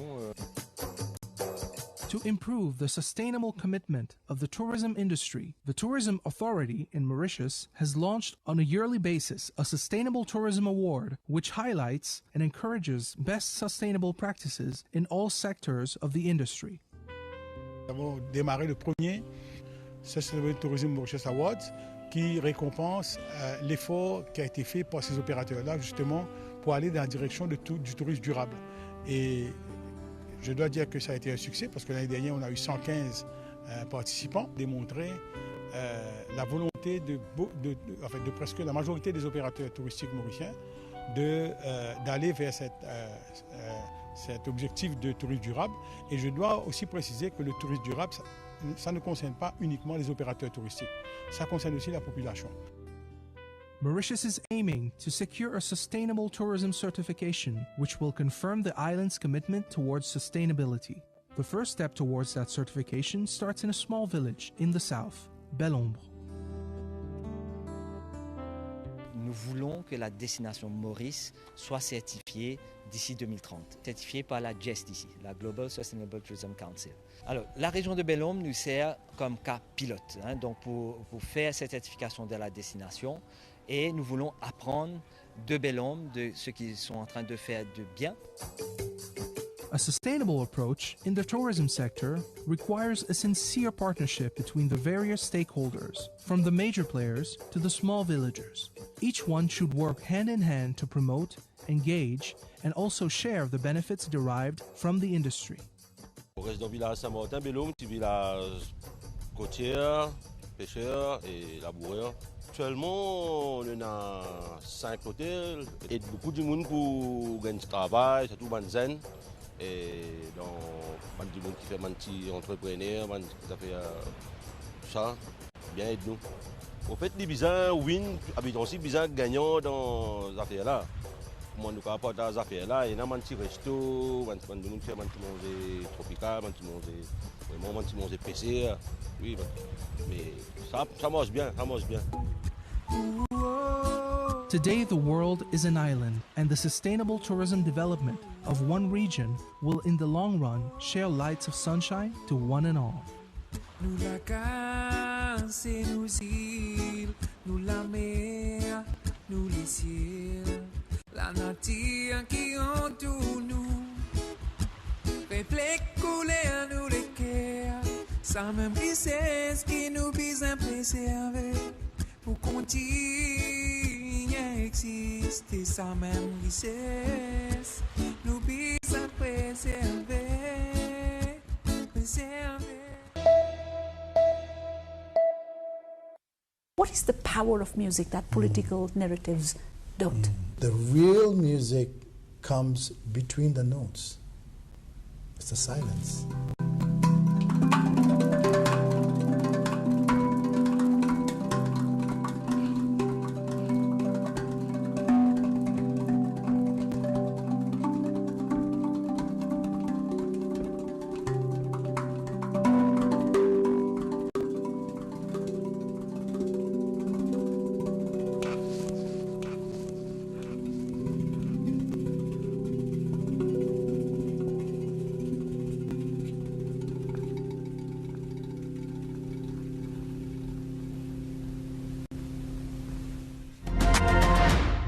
I don't think you can change the country. It's not a.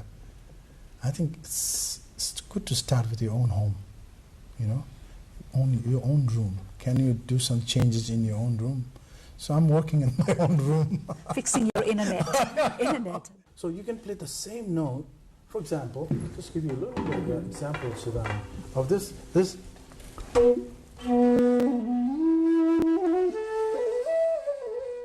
Sounds very Nepali. Right. And it could be on the mountain. But if I say...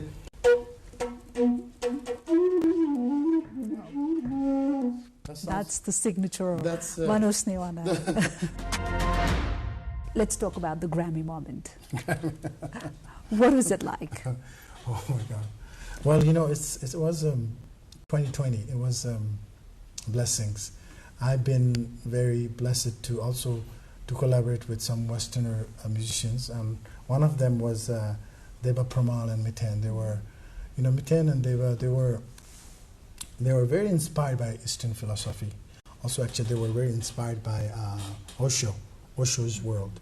And through that, they got to learn a lot about the mantras and the beauty of what our music can bring to the people. And I went to Los Angeles to be there with 10,000 people in the Staple Arena. It was amazing. I wore a Nepali dress and put instead of kukri, I put my bansuri.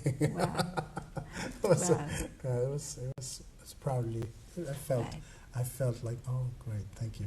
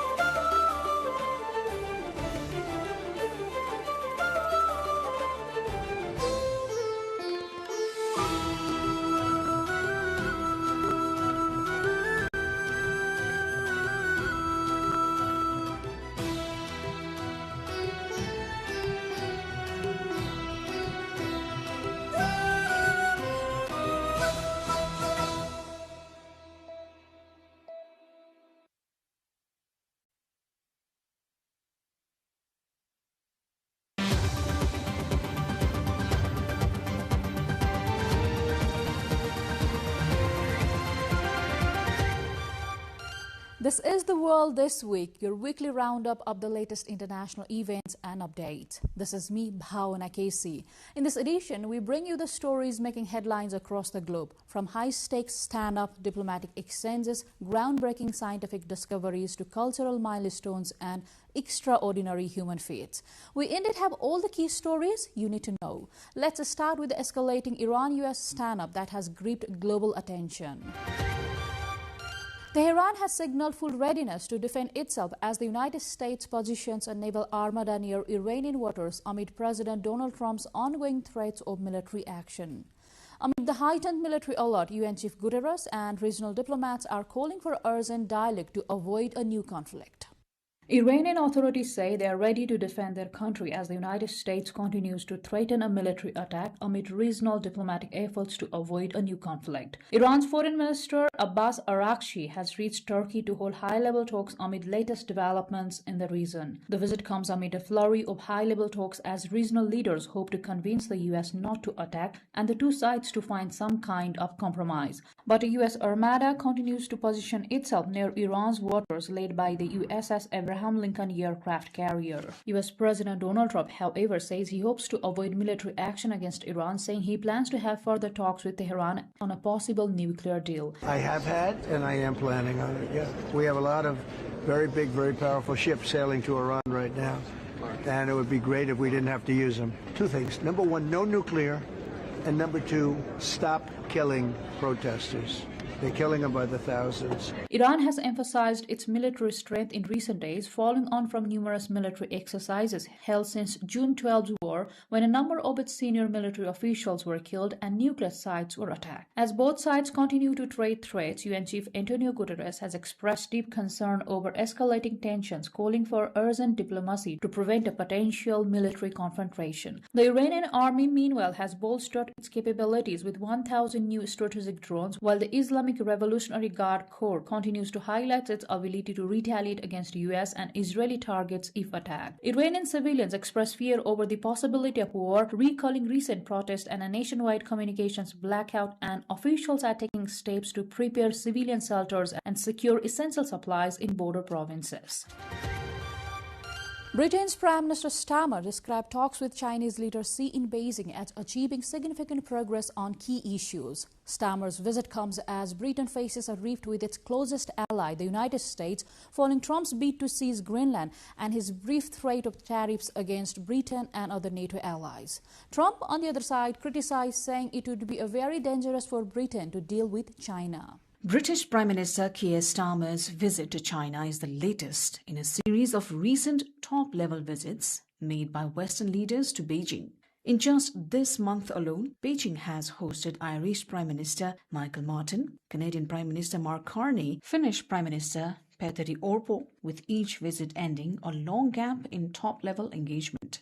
The visit is also the first by a British premier since Theresa May in 2018. It's seen as a chance to highlight the strength of British firms in finance, pharmaceuticals, healthcare, clean energy and car making. Starmer said really good progress has been made on issues including whiskey tariffs and visa-free travel after holding a meeting with China's leader Xi Jinping in Beijing. We made some really good progress on tariffs for whiskey, on visa-free travel to China, and on information exchange and cooperation on irregular migration, focusing particularly on small boats and engine parts. So a very good constructive meeting with real outcomes, and that's very much in our national interest. Chinese President Xi Jinping, meanwhile, aimed to show that China can be a reliable partner for Western economies as US President Donald Trump continues to rattle the global trading system. Agreements on visas, services, healthcare, green technology and finance, combined with revived dialogue, might lead to better access for British firms to Chinese markets and greater Chinese investment in the UK.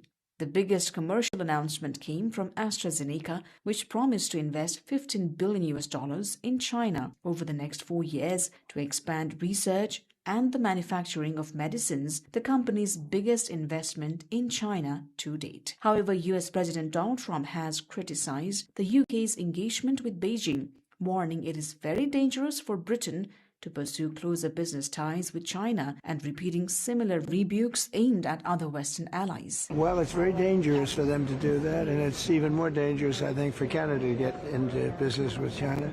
In response to Trump's remarks, UK's Downing Street indicated that Washington had been aware of this trip and its objectives in advance. India has finalized a landmark trade deal with European Union after nearly 2 decades of talks, allowing free trade of goods and benefiting nearly 2 million people. The deal strengthens EU-India ties amid economic and geopolitical pressures, including ongoing trade tensions with the US. The European Union and India have announced a landmark trade deal after nearly 2 decades of on-and-off talks as both sides aim to deepen ties amid tensions with the United States. European Commission President Ursula von der Leyen and European Council President Antonio Costa are in Delhi, where they met Modi at a bilateral summit. Indian Prime Minister Narendra Modi called the deal historic. It will allow free trade of goods between the bloc of 27 European countries and the world's most populous country, which together make up nearly 25% of global gross domestic product and a market of 2 billion people. The European Commission said the agreement would eliminate tariffs on chemicals, machinery and electrical equipment as well as aircraft and spacecraft following phased reductions. India's deal with the EU is said to lower cost for European products entering the country such as cars, machinery and agricultural food items after import duties are reduced. Delhi said almost all of its exports would get preferential access into the EU, with textiles, leather, marine products, handicrafts, gems and jewellery said to see a reduction or elimination of tariffs. Delhi and Brussels have also agreed on a mobility framework that eases restrictions for professionals to travel between India and EU in the short term. The trade deal comes as both India and the EU contend with economic and geopolitical pressures from the US. Delhi is grappling with 50% tariffs imposed by President Donald Trump last year amid talks aimed at securing a deal between India and the US that are still dragging on. Last week, Trump threatened to escalate his trade war with European allies for opposing a US takeover of Greenland before backing off. At least 16 have been killed in Bangladesh since the announcement of upcoming February 12 elections, raising fears of a return to widespread political violence. It is warned the violence can undermine public confidence, voters' turnout, and the overall credibility of the elections. At least 16 political activists have been killed since the announcement of Bangladesh's upcoming elections, raising concerns that the country may be returning to a climate of political violence. Observers say the killings linked to rival party clashes and local disputes have heightened tensions across the country and overshadowed campaigning. It is warned that the surge in violence could undermine public confidence in the electoral process. Officials have increased security measures in key areas, deploying additional police and paramilitary forces to prevent further incidents. Political parties have condemned the attacks, with some calling for investigations and stricter enforcement of law and order ahead of the polls. Election officials have stressed their commitment to holding peaceful and credible elections, but observers say continued violence could complicate voters' turnout and the administration of polling in volatile districts. It is said the violence reflects deep-rooted political rivalries in local and national election contests in Bangladesh. While in neighboring Pakistan, authorities have tightened their grip on dissent, targeting political figures, journalists and human rights advocates amid growing concerns over freedom of expression. Former Prime Minister Imran Khan has been denied visitors for weeks, while the conviction of lawyer Iman Mazari and her husband underscores growing pressure on critics. Human rights groups, including Amnesty International, have called on Pakistan to end measures that suppress free expression and intimidate defenders. According to his party PTI, Khan hasn't seen any visitors in more than 5 weeks, while his family say this is partly to stop his words reaching the outside world. The government says the meetings stopped because Khan broke jail rules prohibiting discussion of politics. While Khan may be silenced, he is far from the only one under the pressure. Last week, human rights lawyer Iman Mazari and her husband were convicted of sharing anti-state social media posts. The couple will spend 10 years in jail. Amnesty International, meanwhile, has called on Pakistan to end coercive tactics used to silence dissent and intimidate those who defend human rights. Pakistan's military, often referred to as the establishment, have been an ever-present factor in the country's politics, including periods of military dictatorship. In November 2025, a constitutional amendment granted Field Marshal Asim Munir lifetime immunity from prosecution and oversight of all Pakistan's forces. A deadly winter storm has blasted across the United States and parts of Canada with heavy snow and frigid temperatures, leaving millions struggling with life-disrupting conditions. U.S. officials have confirmed fatalities caused by hypothermia, traffic accidents on icy roads, and storm-related incidents has surpassed 30, with further deaths also reported in Canada. The storm named Winter Storm Fern has knocked out power to hundreds of thousands of homes and businesses, grounded thousands of flights, and paralyzed transportation networks. In the United States alone, the system has affected more than half the population, prompting emergency declarations in multiple states, widespread school closures, and hazardous road conditions that have contributed to numerous fatalities and rescues. Airports from Dallas-Fort Worth to New York City reported massive flight cancellations, and utilities struggled to restore power amid ongoing ice accretion and sub-zero temperatures. Canada has also felt the brunt of the storm, with cities such as Toronto recording some of the highest snowfall totals in decades, disrupting transit, grounding flights, and complicating recovery efforts already underway in snow-burdened communities. Snow removal crews and emergency responders have been stretched thin as travel remains dangerous. Meteorologists warn frigid Arctic air and more severe weather to persist in the coming days, with extreme winter weather likely across the North America. A Chinese research team has built an intercity quantum detection network to enhance the search for elusive dark matter, offering new insights into one of the universe's greatest mysteries. A Chinese research team has constructed an intercity quantum detection network, significantly enhancing the precision of searching for elusive dark matter and lighting a new path toward unraveling one of the universe's greatest mysteries. The team has published the paper titled Constraints on Axion Dark Matter by Distributed Intercity Quantum Sensors in the international academic journal Nature on Thursday. While stars and planets constitute only about 4.9% of the universe's mass, dark matter, which does not emit, absorb, or reflect light, makes up an estimated 26.8%. This invisible neighbor reveals itself only through gravitational effects on galaxies, making its direct detection a monumental scientific challenge. To address this, the team built a network of 5 ultra-sensitive quantum sensors located in East China's Hefei City and Hangzhou City. The sensors are synchronized via satellite timing, forming a coordinated listening network dedicated to cosmic signals. A dome-fronted submersible of Indonesia has begun deep-sea exploration missions to study little-known species and compounds with potential scientific and medical value. Operating from the research vessel Ocean Explorer, scientists are using advanced tools including submersibles, ROVs, and aerial surveys to investigate Indonesia's highly biodiverse but threatened coral triangle waters. A dome-fronted submersible descended beneath the waves of Indonesia this month, embarking on a mission to explore the deep ocean and study species and compounds that could have potential scientific and medical applications.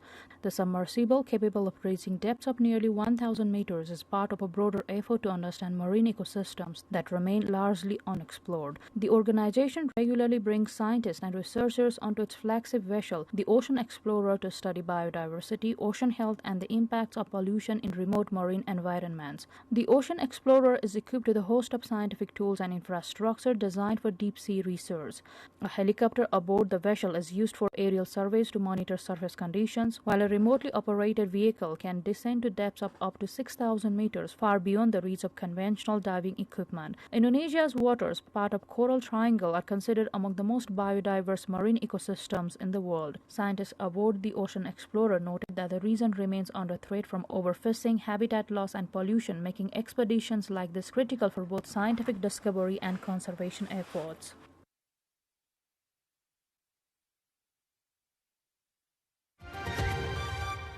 Gaza's Al-Quds Hospital has resumed open-heart surgeries for the first time in more than 2 years after it was shut down due to war-related damages.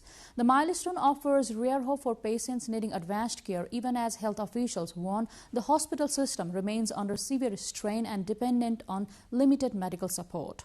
After being out of service for more than 2 years due to the war in Gaza, Al-Quds Hospital's cardiac surgery department has resumed operations, marking a major milestone for the besieged health system. Health officials said the department, along with its specialized medical teams, successfully carried out its first open-heart surgeries since the suspension of services. All of the procedures were reported to have been successful, offering a rare moment of relief and hope for patients in need of advanced cardiac care. The cardiac unit had been forced to shut down amid heavy fighting, damage to medical infrastructure, severe shortages of fuel and electricity, and restrictions on the entry of medical supplies and equipment. During the shutdown, many patients requiring complex heart surgery were left with limited or no access to life-saving treatment, as referrals outside Gaza were often impossible. Health officials also warned that the hospital system remains under severe pressure and that sustained access to medical supplies and support is crucial to keeping such critical services running. The reopening of the cardiac surgery department is seen as an important step toward restoring advanced medical care in Gaza, even as the broader humanitarian and healthcare crises continue to affect millions of residents. Greenland's Serious Patrol, a Danish military dog sled unit, plays a crucial role in monitoring and protecting the territory's sovereignty. The unit's operations underscore Greenland's rising geopolitical significance, driven by its strategic location, rare earth resources, and emerging Arctic shipping routes. Greenland lately has become a global headliner as President Donald Trump has repeatedly threatened to take control of the region, sparking international concerns and diplomatic pushback. The Danish military's dog sled team, known as the Serious Patrol, which monitors Greenland's vast frozen northeast, is extremely effective at its surveillance role. The unit operates across one of the world's most inhospitable and sparsely populated regions, covering roughly 972,000 square kilometers of Arctic wilderness in northeastern Greenland. Using traditional dog sleds, patrol members monitor territorial integrity, environmental conditions, and foreign activity in the strategically sensitive area. Sebastian Rasmussen, a former Serious Patrol member, defended the unit's effectiveness, saying its endurance and operational model have proven reliable for decades. His comments followed remarks by U.S. President Donald Trump, who recently mocked the patrol's role in safeguarding Greenland, reviving debate over Arctic security and the United States' interest in the region. Greenland, an autonomous territory within the Kingdom of Denmark, has drawn increasingly geopolitical attention due to its strategic location, rare earth mineral potential, and emerging Arctic shipping routes as ice coverage declines. Patrol members rely heavily on self-sufficiency, navigating extreme temperatures that drop below -40 degrees Celsius with no immediate access to backup or infrastructure. Thousands of visitors flocked to Tokyo's Ueno Zoological Gardens to see Japan's last giant pandas, 4-year-old twins Xiao, Xiao, and Leilei, before they were sent back to China. Japan, with their departure, will have no giant pandas for the first time since 1972, when the animals were first brought to mark diplomatic ties with China. Thousands of people have flocked to Tokyo's Ueno Zoological Gardens to see the sole remaining giant pandas in Japan for the last time 2 days before they are scheduled to be sent to China. Visitors bade farewell to 4-year-old twins Zhao Zhao and Leilei on Sunday. The viewing for people who were selected by lottery in advance and was limited to about 4,400, with around 25 times that figure applying for the chance. Lottery winners took videos and photos of the twins as they munched on bamboo and walked around as usual. A Tokyo resident in her 50s said she was able to see the two adorable pandas eating. She also said she is grateful as the animals have brought a lot of happiness. The panda twins, after arriving at a facility in China's Sichuan province, are scheduled to be shown to the public once their quarantine is over. After they leave, there will be no giant pandas in Japan for the first time since two arrived in 1972 to commemorate the normalization of diplomatic ties between Tokyo and Beijing.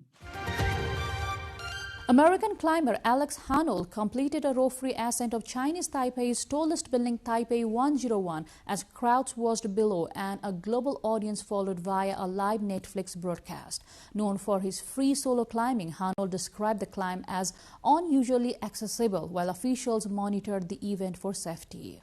An American climber scaled Chinese Taipei's tallest building, Taipei 101, without ropes or safety gear, completing a high-risk ascent that drew hundreds of spectators to the base of the tower and a much larger audience watching via a live Netflix broadcast. The climber, Alex Honnold, is internationally known for his free solo ascents, a style of climbing performed without protective equipment. Honnold completed the ascent without incident, reaching the top of the 508-meter tower to cheers from onlookers below. After finishing the climb, he described the experience as unusually accessible compared with the previous expeditions to remote cliffs and mountains. Taipei 101, once the world's tallest building, remains one of Asia's most recognizable landmarks and is located in the heart of the capital's financial district. Officials said the event was closely monitored to ensure public safety and minimize disruption in the busy area. While fans praised the feat as a remarkable display of skill and composure, safety experts reiterated warnings about the dangers of climbing without protective equipment. A promotional video of annual Spring Festival Gala, the world's most watched annual television broadcast, has been released by China Media Group. First launched in 1983, the gala has become a major cultural tradition featuring music, dance, comedy and opera, drawing hundreds of millions of viewers each year. Its global significance has further been solidified as the festival last year was added to UNESCO's Intangible Cultural Heritage List. China Media Group CMZ, the country's flagship state broadcaster, has released a short promotional video for its annual Spring Festival Gala, one of the most widely watched television events in the world. The program's reach has earned it recognition from Guinness World Records as the most watched annual television broadcast in the world. It will be broadcast live globally on the evening of the February the 16th. The Spring Festival, also known as Chinese New Year, marks the beginning of the lunar calendar and is the most important traditional holiday for Chinese people. The festival is typically observed with family reunions, holiday travel, festive meals, and cultural activities. For decades, watching the Spring Festival Gala has become a central part of the celebration in hundreds of millions of households across China. First broadcast in 1983, the Spring Festival Gala has grown into a large-scale live variety show featuring music, comedy, sketches, opera, and other performances. The release of the promotional video comes as Chinese authorities continue to emphasize the global cultural significance of the Spring Festival. Just over a year ago, the festival was inscribed on UNESCO's representative list of the Intangible Cultural Heritage of Humanity, recognizing its historical importance and enduring role in social life and cultural identity. Well, this brings us to the end of this episode of The World This Week. We hope you enjoyed as much as we did bringing to you. We shall see you again next week with a new episode. Also, do follow us on our website www.nepaltelevision.com, our social media handles, as well as our YouTube channel. Till then, take care and bye-bye.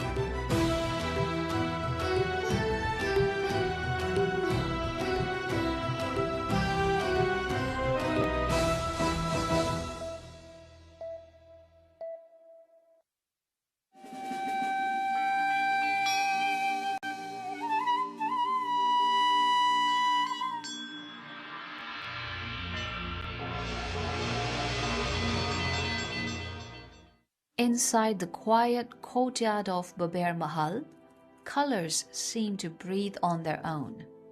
This is Siddharth Art Gallery, home to some of Nepal's most defining contemporary art movements. Today, the gallery opens its doors to Mithila Cosmos, a universe imagined through the brush of artist S.C. Suman, a name inseparable from the evolution of gallery space. म आफ्नो बच्चैदेखि हजुरआमालाई हेर्दै थिएँ यो भित्तामा उहाँ कोर्नुहुन्थ्यो अब भित्तामा कोर्दै जाँदाखेरि उहाँलाई हेर्दै आएर त्यसपछि म बच्चै बालकालदेखि नै स्कुल जाँदा अनि फुलहरू हेर्दा मलाई हजुरआमाले पेन्टिङ गर्नुहुन्छ त्यसमा रङ बनाउनुहुन्छ भनेर म उहाँको लागि बाटोमा खसेका फुलहरू ल्याएर उहाँलाई दिन्थेँ र म उहाँलाई भन्थेँ कि ल यसबाट पनि रङ बनाउनुहोस् यसबाट पनि पेन्टिङ गर्नुहोस् अनि यो कुरा मलाई एकदम सहजै प्र्याक्टिसमा आएको जस्तो लाग्यो र उहाँको पछि उहाँ भित्ताहरू रङाउँदाखेरि पेन्टिङहरू गर्दाखेरि म उहाँलाई छोडेर कतै जाँदैनथेँ र मलाई पनि काम गर्न दिनुहोस् भनेर उहाँ कहिले काहीँ दिक पनि मान्नुहुन्थ्यो कति मलाई माने यो डिस्टर्ब गरेको तिमी जाऊ खेल भनेर त्यही पनि म उहाँसँग बस्थेँ अब उहाँले त्यही पनि उहाँको म बसिरहन्थेँ उहाँले चाहिँ साइडमा कुनै कुनामा एउटा सानो चित्र बनाइदिनुहुन्थ्यो र यसमा तिमी रङ भर भन्नुहुन्थ्यो अनि म छिटो रङ भर्थेँ र उहाँले आश्चर्य भनेर भन्नुहुन्थ्यो हेर कति मभन्दा पनि राम्रो रङ भर्दो रहेछ भनेर अनि यसरी मलाई चाहिँ मिथिला पेन्टिङले नजिक ल्यायो र म त्यो फेरि त्यो गर्न थालेँ. What we see today is not just an exhibition, it is a lived memory of culture, philosophy and the changing world around us. यसरी प्रत्येक घटनासँग जोडिँदै आएर एक्जिबिसन आएको हो र 2021 मा Mithila cosmos the cycle of time आयो त्यसपछि त्यो 22 मा सक्यो 22 को जनवरीमा सक्यो र त्यसपछि अहिले आएर यो 25 मा यो एक्जिबिसन आयो त्यो बीचको जुन अब फेरि यसलाई कसरी जोड्ने त अब जस्तो कि नेपाल एकाडेमी अफ फाइन आर्ट्समा म काउन्सिल मेम्बर हुँदाखेरि मैले आफ्नो देशको लोककलाहरूलाई हेर्न पाएँ म लोककला विभाग प्रमुख थिएँ हैन अनि त्यो हेर्दै जाँदाखेरि म पूर्वदेखि पश्चिमसम्म उत्तरदेखि दक्षिणसम्मका त्यो जिल्लाहरू भ्रमण गरेँ आफ्ना हाम्रा लोककलाहरूलाई हेरेँ हाम्रो भनिन्छ हाम्रो देशमा 123 126 वटा भाषा बोलिन्छ त्यसका आफ्ना संस्कृति छन् आफ्ना चाहिँ रीतिथिति छन् त्यसभित्रका कलाहरू मैले हेर्न पाएँ र त्यो सबैले लाई जोड्दै जाँदाखेरि एउटा आर्टिस्टले कसरी त्यो प्रभावित पार्दो रहेछ र त्यो स्टुडियोमा काम गर्दाखेरि त्यो एलिमेन्टहरू हेर्नु र त्यो एलिमेन्टलाई आफ्नो पेन्टिङमा चाहिँ समावेश गर्नु यो सहज रूपमा त्यो हुँदै जान्छ र यो सो ल्याउँदाखेरि चाहिँ तलको तल्लामा हामी चाहिँ हेर्छौँ क्यानभास वर्कहरू छ त्यसमा देवी कथा छन् गीताका सार छन् जीवनका त्यो कथाहरू छन् र त्यसमाथिमा आउँदाखेरि उपत्यकाका कथा छन् त्यसपछि जनकपुरको रामायण र अयोध्याको कथाहरू छ रामायणसँग जोडिएको कथा छ त्यसपछि बौद्ध कथाहरू आएका छन् त्यो सिरिजहरूलाई कसरी एक ठाउँमा हामी कसरी विभिन्न जाति समुदायहरू एउटा साझा फुलबाडी हो त्यसभित्रका संस्कृतिका कुराहरू त्यसभित्रका कुराहरू मैले ल्याउँदाखेरि मलाई त्यो आफैसँग आफूलाई परिचय गराउनु जस्तो र त्यो मैले कलाको माध्यमबाट बुझेर म यो कुरालाई म आफ्ना नयाँ पुस्ताहरूसम्म पनि यो चाहिँ यसरी हो हाम्रो देश यो मिथिला पेन्टिङ भनेको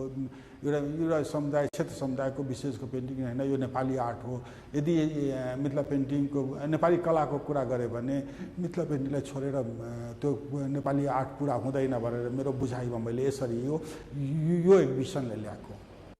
Mithila art carries centuries of tradition from Janakpur, from mythological narratives and wedding symbols to intricate floral motifs that speak of life, devotion, and identity. The power of Mithila painting lies in its detail. Every line, every border, every color has a purpose.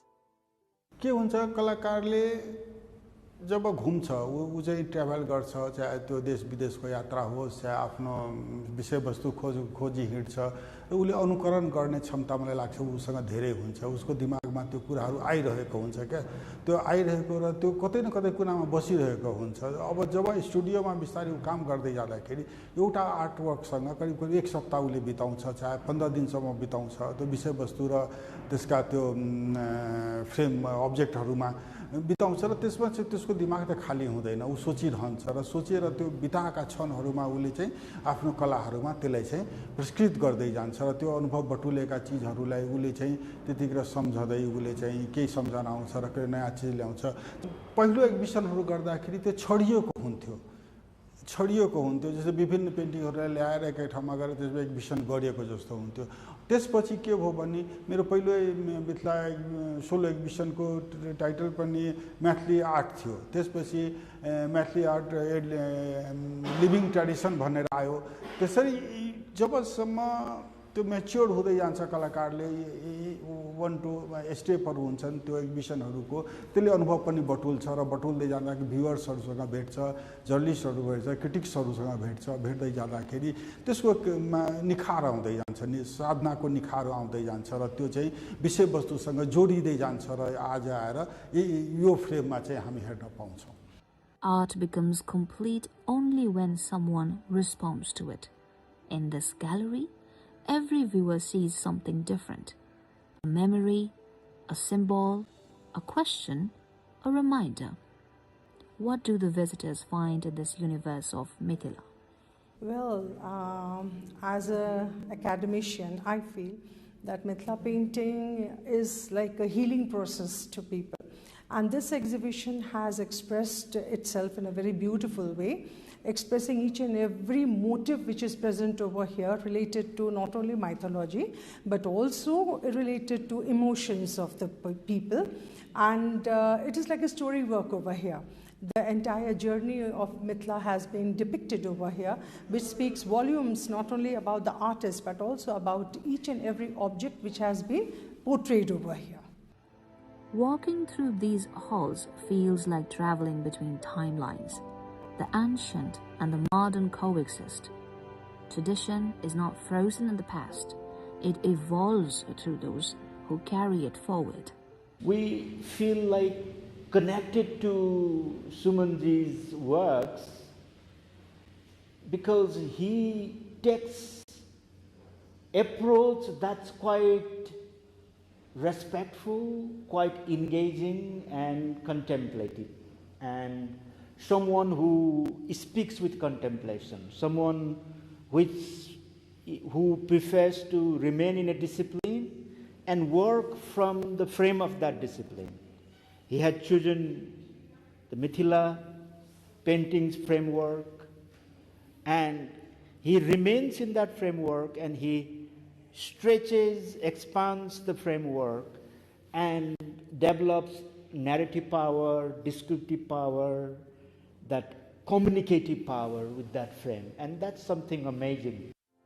It may appear abstract at first glance, but spend a moment longer and stories begin to unfold of gods and goddesses, rituals and seasons, and the subtle emotions of everyday life. And within this rich visual grammar, Suman adds his own world, shaped by places he has lived, moments he has witnessed, and the history that surrounds him. He was among the first generation artists of Mithila art. When he started his career from the kind of humble background he was in, with that financial background, very few people could actually make art and Mithila art in particular their primary career. So that is what separates him from other artists in that regard. However, I will also admit that a lot of other artists have also put in their contribution in the upliftment of Mithila art, and Mithila art has grown due to the collective effort of a lot of people. From Vivaha Panchami in Janakpur to the lotus of Bodhanath, from the cosmic churn of Samudra Manthan to the silence of COVID lockdowns, Suman brings time onto canvas. His lines become memory, his colors become testimony. Yeah, there are many favorites, you can see that. If you see that, there are, each painting says some story. Like this is if you see this, here the wedding, Sita, Mata Sita wedding with the Ram. There is a procession going on. And every painting you will see that there are the nature. The S.C. Suman painting is the nature he captures very nicely. The color combination, you will find very rare artists. That type of eye-catching is that one. Many things are within the one paintings. Mithila Cosmos reminds us that art is not only what we see, it is what we feel, return to, and carry within ourselves. I have grown in a Mithila household. I've been very closely connected to the Mithila culture. I have been seeing Mr. Suman's exhibitions since a long time, and this is one of the third or fourth exhibition of his that I've been attending. So yeah, that I obviously know about what kind of paintings he does and what time does he conducts these exhibitions. So this is exactly how I found that he was going to do an exhibition this year as well. Has a similar sort of providing blessing sort of artwork in the form of like a lakudwa, which like exists in a door frame. So what he's done in that specific piece is behind a lakudwa is a cobra painting, so like a wedding specific painting. So he's combined these two cultures as part of his, and it's part of his own narrative because he moved from Janakpur to Nepal, so that's what he was trying to convey, the mixing of these two cultures. So yeah, I think the mixing and, you know, like venturing out of your own home place, which is very common these days, and traveling and seeing the world, I think that's, I think the contemporary connection. Behind every exhibition is a vision that guides how artworks converse with space and audience. Curator Sangeeta Thapa has been a key voice in shaping Nepal's modern and contemporary art landscape. His first exhibition, Mithila Cosmos, began in 2007, and what we have been seeing is that he is really celebrating the art forms of the Mithila world, along with the myths and legends of the Mahabharata, the Ramayana, and this is something that we see all throughout the different editions of the Mithila Cosmos journey that he has with the Siddharth Art Gallery. This is his 7th show, and we decided to call it Journey of a Pilgrim because the piety in the exhibition is very apparent, and his knowledge of the Ramayana or the Mahabharata, the myths and legends that we have grown up listening to and learning about, you know, become central to his work. But Sumanji is also talking not only about Mithila art, he's from the Tarai, so he brings in elements from Tharu, Dusad, Salish, different forms of art form from indigenous communities in the Tarai, and he amalgamates it and he really makes it his own. Perhaps the most significant work in this show is called Samudra Manthan, and if you know, this is a story which has been visually narrated by so many artists, from Raja Ravi Varma to early 19th century engravings, but he has, you know, even amalgamated a Hakusai wave into this art form. So that is a really famous painting, The Wave, and you can see that influence has permeated his wave, his painting. Sumanjiko themes are not only religious. So whether it is the eco-anxiety that we all feel at present, the destruction of Nisgar forest or the Chure hills, and he amalgamates all of that. During COVID, he had a specific work which he, you know, asked the question, why were bats blamed for spreading COVID in the world? I mean, was the virus man-made? His belief in nature, the natural cosmology of the world is something that you will see over and over again in his paintings. As visitors step out, the colors remain, in imagination, in reflection, and perhaps in rediscovering where heritage meets the present.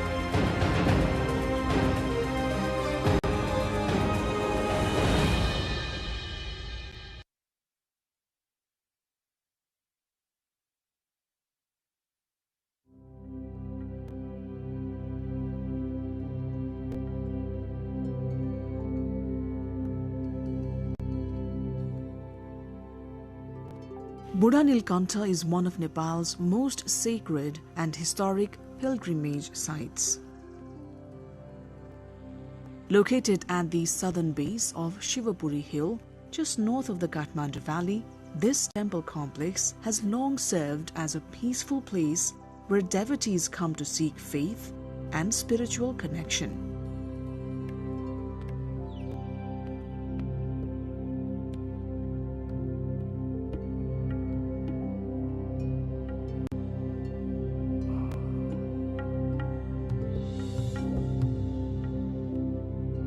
At its center lies the extraordinary statue of Lord Vishnu, known here as Jal Narayan.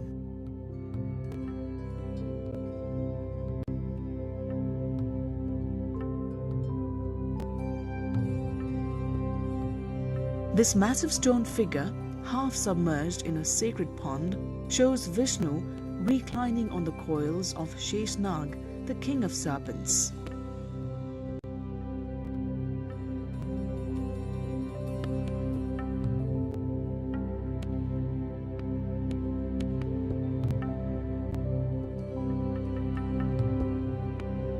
Resting on the cosmic ocean, this form represents divine balance and protection, making Budha Nilkantha one of the most revered Vishnu shrines in Nepal.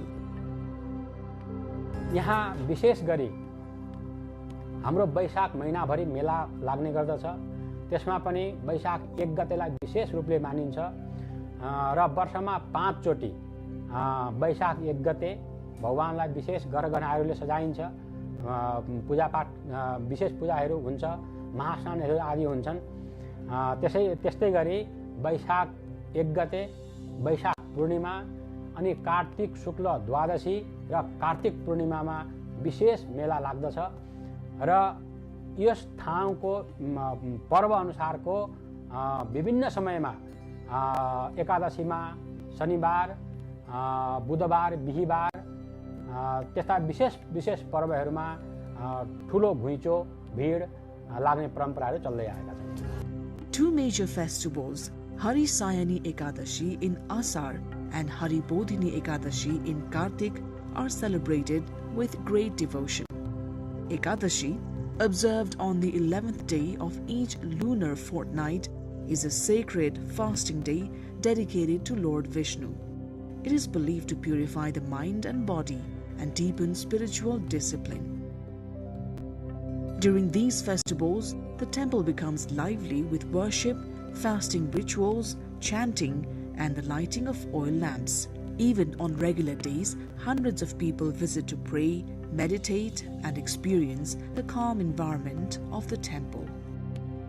The history of Budha Nilkantha is believed to date back to the Lichavi period, showing the artistic and cultural depth of ancient Nepal. The 5-meter-long black stone idol lies gracefully on the serpent bed, holding the conch, chakra, mace, and lotus, symbols of protection, cosmic order, and divinity. According to legend, a farmer and his wife discovered the statue while plowing their field. Their plow struck stone, and the idol is said to have bled. Shocked, the villagers gathered and uncovered the figure with their hands. Afraid they had committed a sin, the farmers apologized to the god for disturbing the idol. Stories say that Lord Vishnu then appeared before the people as Narayan in forms similar to those worshipped in Badrinath and Kedarnath. This is believed to be the origin of the name Nilakantha. किसानले हाम्रो खलोमा जहाँ खन्यौं त्यहीबाट रगत आइरहेको छ भन्ने कुराहरू चाहिँ फैलिए अनि गाउँका किसानहरू जो खेतमा काम गरिरहेका थिए ती सबै जम्मा भएर हातको माध्यमले खन्दै जाँदाखेरि यो भगवानको देदीव्यमान विग्रह प्राकट्य भयो। प्राकट्य भइसकेपछि तिनी किसानलाई बडा चिन्ता भयो, चिन्तित भए।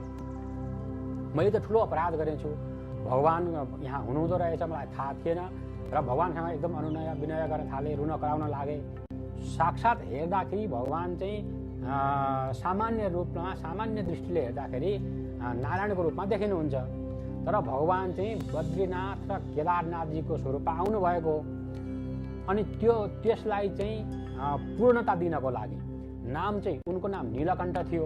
त्यही भएर भगवानले तिम्रो नाम र मेरो नाम प्रसिद्धि गर भनेपछि नीलकण्ठ भनेर चाहिँ नाम रहने भयो।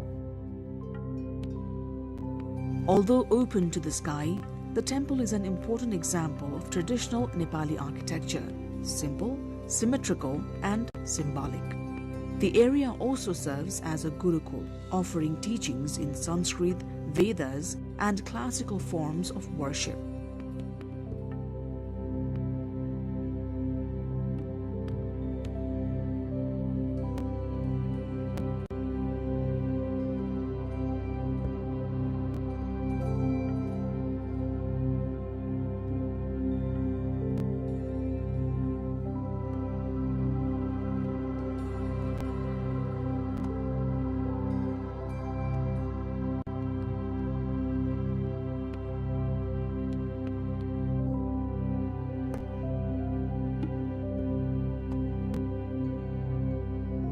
Surrounding the temple are peepal trees, valued for their religious, cultural, and environmental importance. They provide shade and a sense of calm to the space.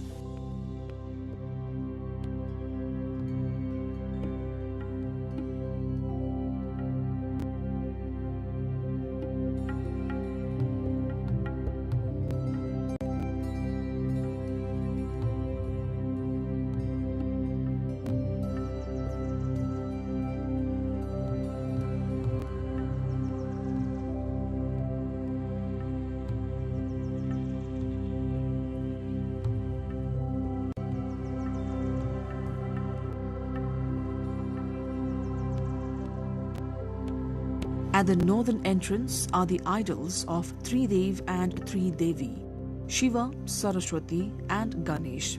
They symbolize power, knowledge and auspicious beginnings.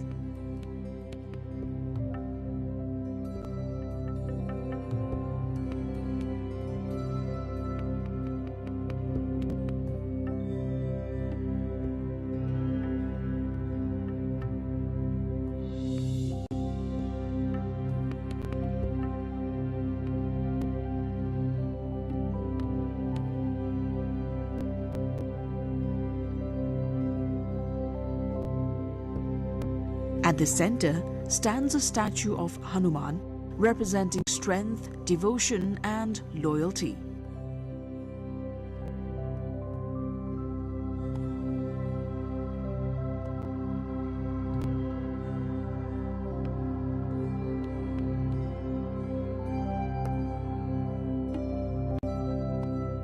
Every morning from 7:30 to 8:30 a.m., priests perform the daily ritual, bathing the statue, offering fresh clothes, flowers, incense, and holy water.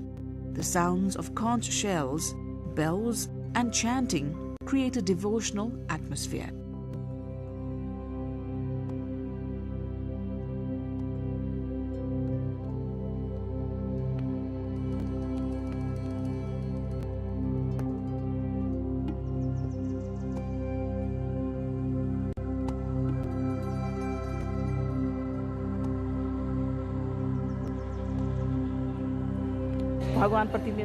I have deep faith in Buddha Nilkantha, which is why I come here often.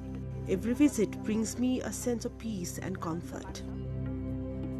Buddha Nilkantha is also connected to nature. The green forest of Shivapuri rises just above the temple, adding to its peaceful surroundings.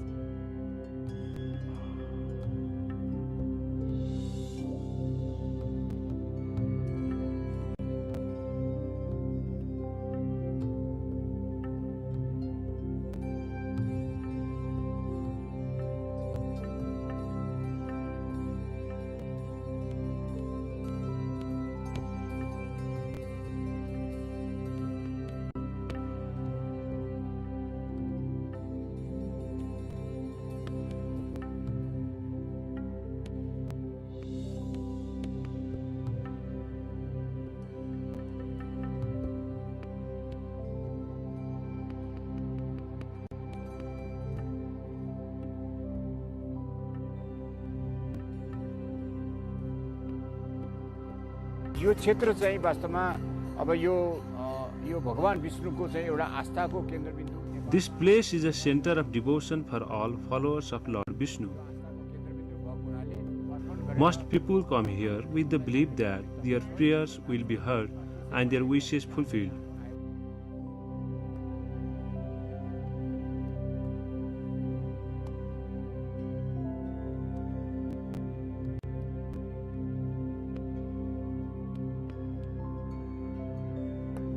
For many visitors, the temple acts as an entry point to both spiritual and natural beauty, attracting pilgrims from Nepal and abroad.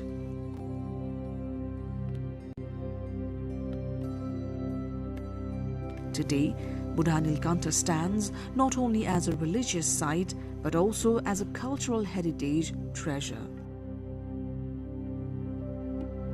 The government, local communities and devotees continue to work together to protect and preserve it for future generations.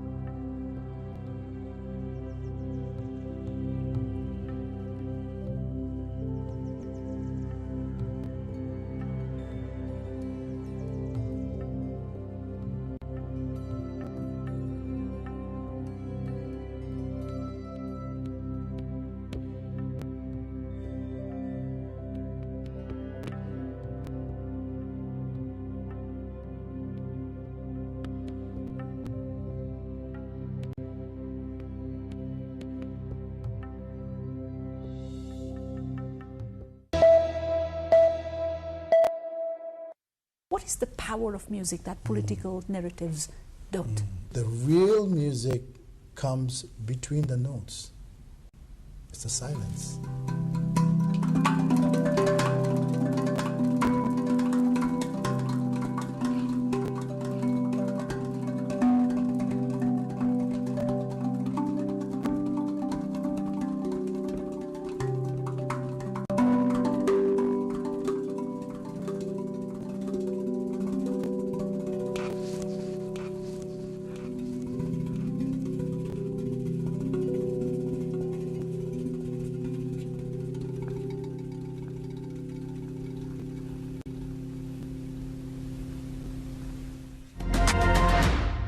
I don't think you can change the country. It's not a.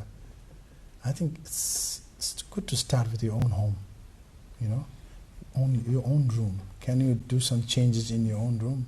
So I'm working in my own room. Fixing your internet. So you can play the same note. For example, just give you a little bit of an example, Shivani, of this.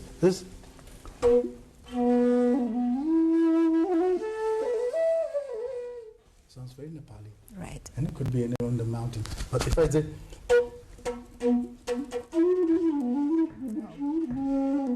That's the signature of That's, Manoj Newana. Let's talk about the Grammy moment. What was it like? Oh my God. Well, you know, it was 2020. It was blessings.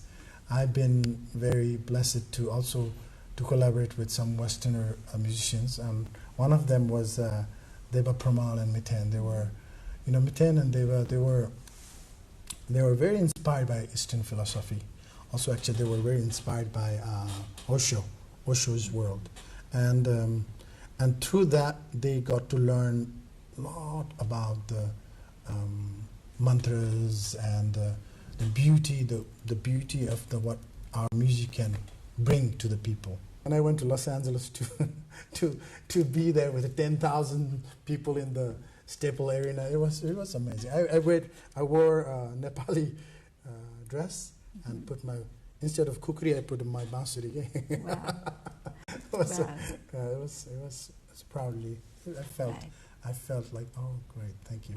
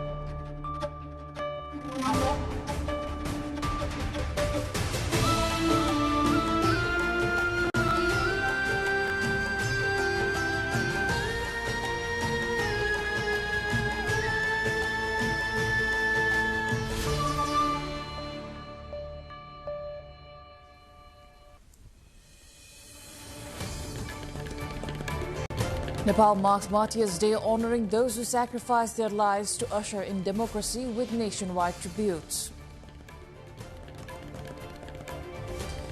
Dang ramps up preparations amid concerns over the Nipah virus outbreak in neighboring India. Isolation wards being set up at provincial hospital. Multi-layered security plan finalized for Nepal's March 5 polls. Nearly 11,000 polling stations classified security sensitive. Over 1,000 young digital creators gather at Creators Mela 2026 in Kathmandu, explore ways to turn their content into sustainable businesses. Myanmar's military-backed party clinches victory in the country's widely criticized election. UN says at least 170 killed in airstrikes.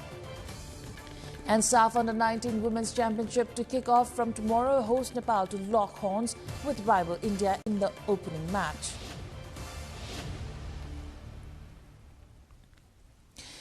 Good evening, I am Aprila Gisinglama. This is NTV World News Hour coming to you live from Kathmandu at 2200 hours Nepal time. Now the news in details. Nepal has observed Martyrs' Day today, honoring those who gave their lives fighting for democracy under the Rana regime. Iconic figures including Dharma Bhakta Mathema, Dasrat Chand, Gangalal Shrestha and Sukraraj Shastri were executed in the 1940s for demanding political reform. The day also marks the culmination of the week-long Martyrs' Week celebrations, featuring processions, tribute meetings and cultural programs across the nation. Prime Minister Sushila Karki also paid homage at the Martyrs' Memorial in Kathmandu, underscoring the enduring significance of their sacrifices for civil liberties and human rights.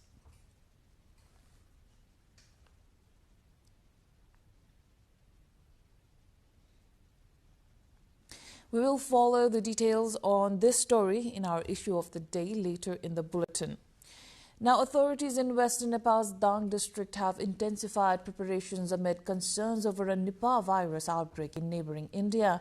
Local Rapti Provincial Hospital has established a 5-bed isolation ward to treat patients showing suspicious symptoms following directives from the provincial government.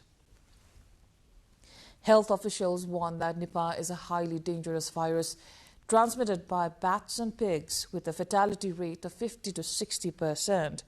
While human-to-human transmission is rare, the virus can spread through contaminated fruits or contact with infected animals.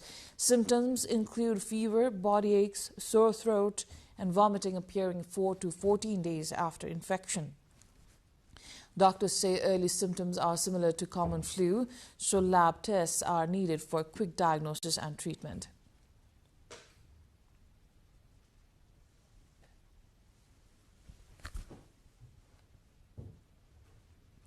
We dig deeper into this in our upcoming cover story segment. Moving on, Nepal's government is ramping up security ahead of the March 5 general election, deploying around 150,000 police, armed forces and army personnel nationwide.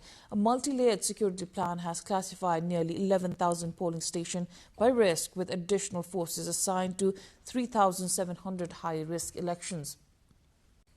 Now, the Election Commission has approved almost 3,000 observers from national and international organizations and has urged parties to maintain restraint during campaigning. Over 3,400 candidates from 68 parties and independents are contesting the polls.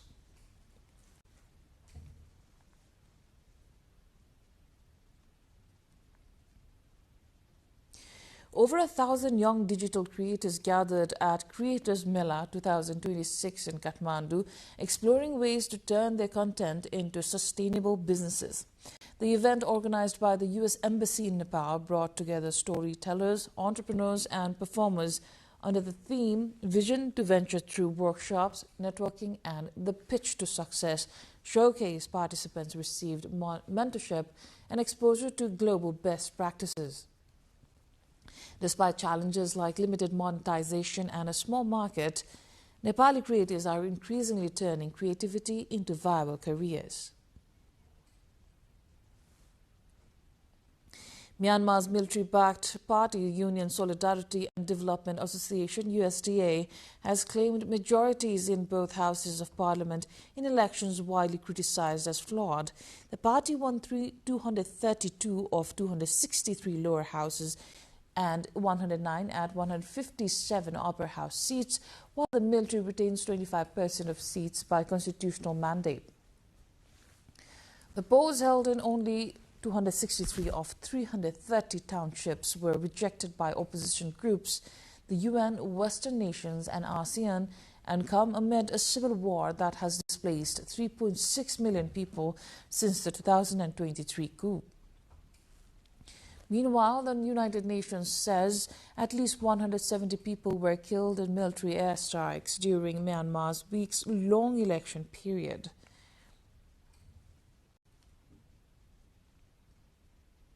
SAF Under-19 Women's Championship is kicking off tomorrow in Western Nepal's Pokhara. The tournament opens with Bangladesh taking on Bhutan at noon, followed by the highly anticipated Nepal versus India match at 3 p.m. tomorrow. Nepali team says it is hoping to leverage home support. Organizers confirm that technical, security and logistical arrangements are in place. The football championship will continue till February 7th. Now, from early movements to recent youth protest sacrifices marked Nepal's democracy, we return after the break with that perspective.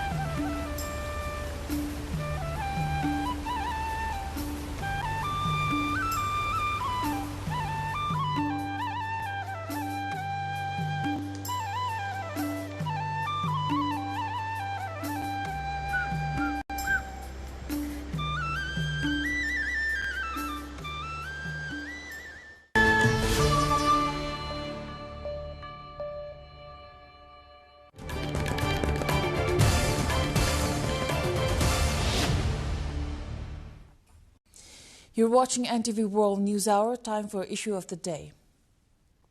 Nepal's democratic journey bears the mark of sacrifices made across generations, from the first martyrs opposing the autocracy to the youngest Gen Z activist of 2025.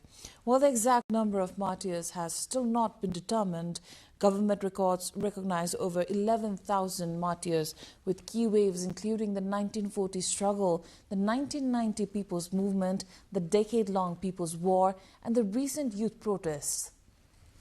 The latest Gen Z movement alone saw 76 lives lost, including young figures like Ishwat Adhikari, Ashab Alam Thakurain, and Rasik Khatri, who gave their lives calling for good governance and an end to corruption. These sacrifices continue to remind citizens that the freedoms and democratic rights enjoyed today were forged at the cost of countless lives.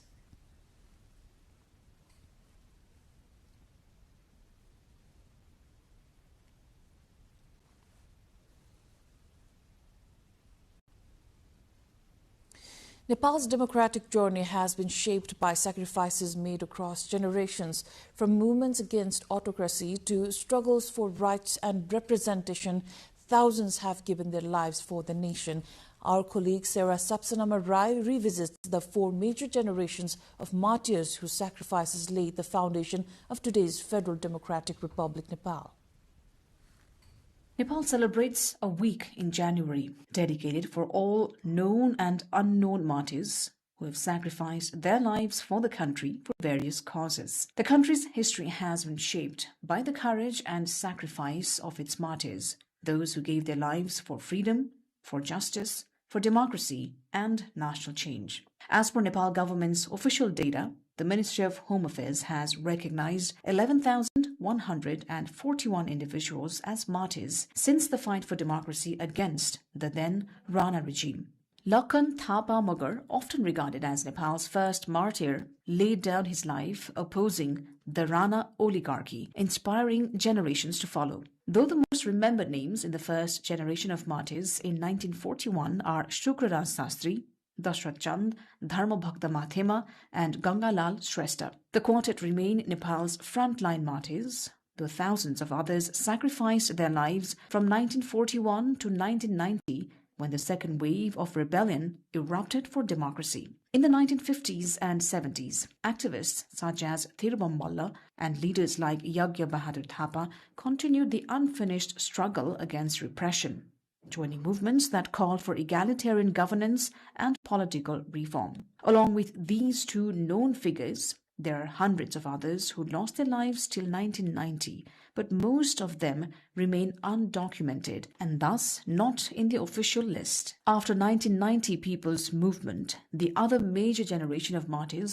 come from the decade-long People's War, with official government figures at 8,467. Though the then warring side claims that the number is much higher, the government officially recorded this figure as the martyrs of the decade-long rebellion. In between 1990 to 2025, when the last wave of protests saw the country lose 76 lives in September uprising of the youths, additional 2,674 names were added in the list of martyrs on March 2024. The individuals include those losing lives in various other movements like Madhesh Movement, Tharu Hut Movement, Second People's Movement, and others. The fourth and the last generation of martyrs in the country come from the 2025 September Zenzi movement. The government figures show 76 deaths during 2 days of unrest across the country, though only 45 have been officially recognized as martyrs by the state.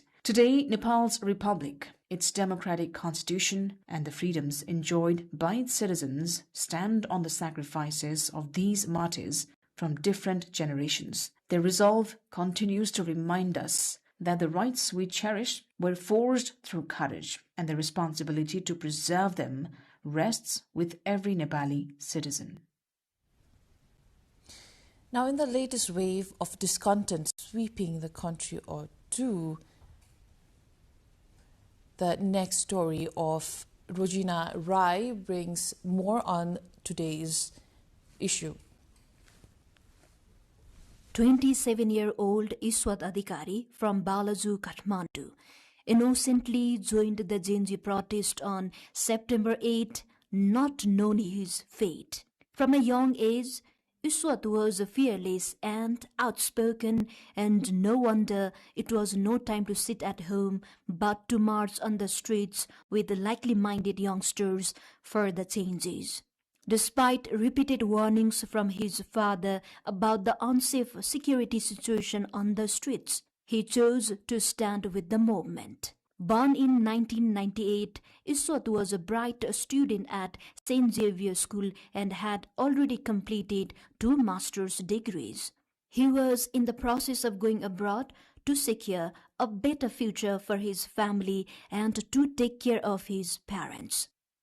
Among the youths who took to the streets seeking changes and later became martyrs was Asab Alam Thakurai from Parsa in the Madhesh province.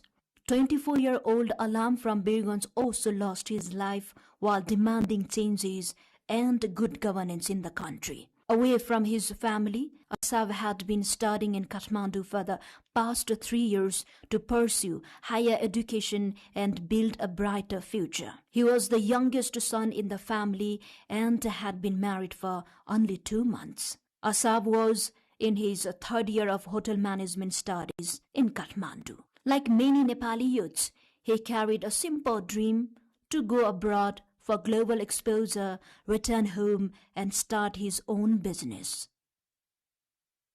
Likewise, 3 youths from the key district of Nepal, Gorkha, attained martyrdom. One of them was Anis Parajuli, 41, who despite his young age had to fulfill many roles in his life. He worked as a teacher, went abroad for employment, and later returned to Nepal. His reason for returning home was simple yet deeply meaningful to to stay with his family and to do something valuable for himself and the nation. Like hundreds of others on the streets, his demand was clear: good governance and end to corruption. Anis is survived by his wife and 2 sons. Another unforgettable name in the history of the Gen Z movement is Rasik Khatri from Kabre district. He was the only son of his family. His family members, still in deep pain, believe that realizing the youth's dream of a corruption-free nation is the only true tribute to the martyrs. Rasik was shot during the protest and became a martyr for the nation. 22-year-old Rasik had completed his higher secondary education in hotel management and dreamed of opening his own restaurant in Nepal. He was the hope of his family's future, but the protest shattered those dreams.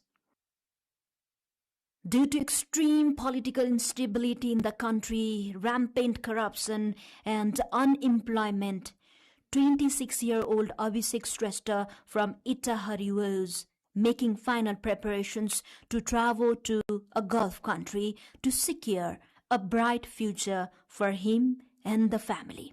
Like many frustrated youths, unemployment and economic hardship pushed him on the front lines of the Gen Z movement. Shrestha's uncles say the sacrifice of the youths, including his nephew Abhishek, will only materialize when the country really changes. The Gen Z movement in Nepal significantly altered the country's political landscape, but the cost for the changes was irreparable with incurable scars. Rosina Rai reporting for NTV World.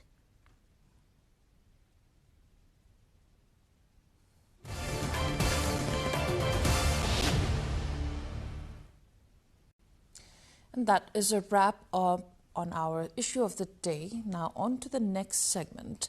Nepal's young creators are turning digital storytelling into viable careers.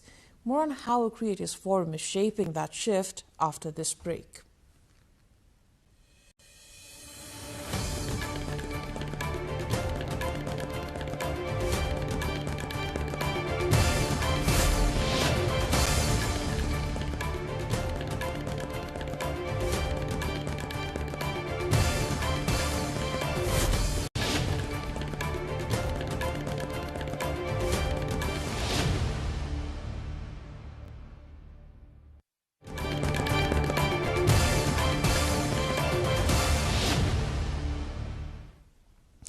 You're watching NTV World News Hour. Welcome back. Now, from social media reels to full-fledged digital businesses, Nepal's young creators are redefining how stories are told and careers are built. Some of the aspiring content creators in Nepali digital space found a forum to enhance their networking and sharpen their storytelling skills. Over 1,000 content creators physically as well as virtually utilized the Creators Mela 2026, seeking ways to give their interest and entrepreneurial shape. Our colleague Diksha Awasthi interacts with the innovative creators. In an era where digital platforms shape narratives, content creation has become a powerful tool and even a career option for this generation. Reflecting this shift, the U.S. Embassy in Nepal organized Creators Mela 2026, bringing together young digital creators, storytellers, and entrepreneurs under one roof. The fourth edition of the event is a multi-city initiative with the theme Vision to Venture. And this year's theme is From Vision to Venture. And really what that is helping aspiring content creators and really established content creators help take the spark of an idea to something bigger and sustainable, and really help grow their content into their pages into a sustainable business. There is a clear demand for this type of programming, and we're just so excited to see that more than 5,000 people have signed up to come here to our event in Kathmandu. It looks to be an amazing event, and really we're just hoping we can create opportunities for people right here in Nepal. In Nepal, creators are increasingly using digital spaces not just for expression, but also as viable career paths and business ventures. Events like Creators Mela offer them exposure to global best practices, tools, and networks. I'm a stand-up comedian, I'm a software engineer and an entrepreneur. What I've learned from Creators Mela with everybody that I've talked to, everything that I've listened is like persistence and consistency is what makes you successful. And what's so great about this Mela is that you get to network, right? You get to know people, you get to collaborate, and that's how you grow. More than 1,000 creators, performers, and industry experts took part in the event. The final culmination event at Kathmandu featured Pitch to Success, where selected creators presented business ideas to corporate leaders for feedback and mentorship. Despite challenges such as limited monetization options, algorithm dependency, small market, and legal uncertainties, Nepali creators continue to carve their space and gain recognition beyond borders. As Nepal's digital generation turns creativity into enterprise, platforms like these highlight a growing belief that the country's young voices are not just consuming content, but building their thriving enterprises out of it. Diksha Awasthi with camera person Rashila Shrestha reporting for NTV World. Now, in this context, we asked the creators, how do these events help Nepali content creators? Let's have a look at what they had to say.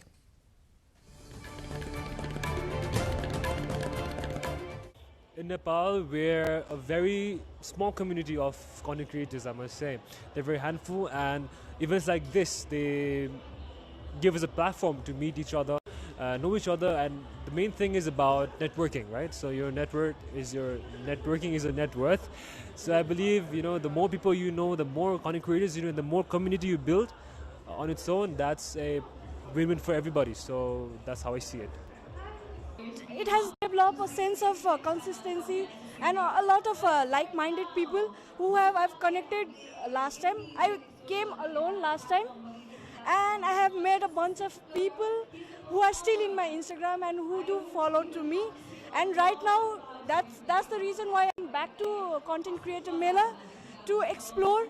I get to network with lots of people. I get to meet lots of people. I get that energy transfer, And for beginner content creators, if they attend this event, I guarantee you will be motivated to create more content. You'll be motivated because you will get to meet lots of people with high energy, and that energy will be transferred to you. We can meet a brand and a lot of creators at one place at a time, and you get to meet a lot of people with the creativity, And the people who come here are like very open with anything they have, and they share their own expectations and their creativity, and that's how it's helping me. And about the content creating, how it helps me, because I have attended a lot of sessions over here, and they help me how to stay consistency, how to know your niche, and how to express how you feel about anything. So that's how it's helping me on my journey of content creating. Creators Mela gives us opportunity to know more about content creation, and that's value, that's detail, everything that we need to create content. Creators Mela is helping the young content creators so much because you get to network with such amazing fellow content creators as well, and all the panel discussions happening with all the inspiring creators, they also inspire the young creators to dream more and work hard more to get to where they are already there.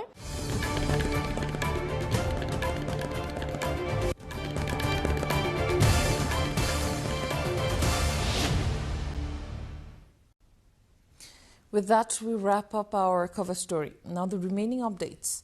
Nepal's President Ramchandra Paudel will make an official visit to Japan from February 1 to 4 to mark the 70th anniversary of diplomatic relations between the two countries. During the visit, President Paudel will meet Emperor Naruhito at the Imperial Palace and hold talks with Japanese Prime Minister Sanae Takaichi.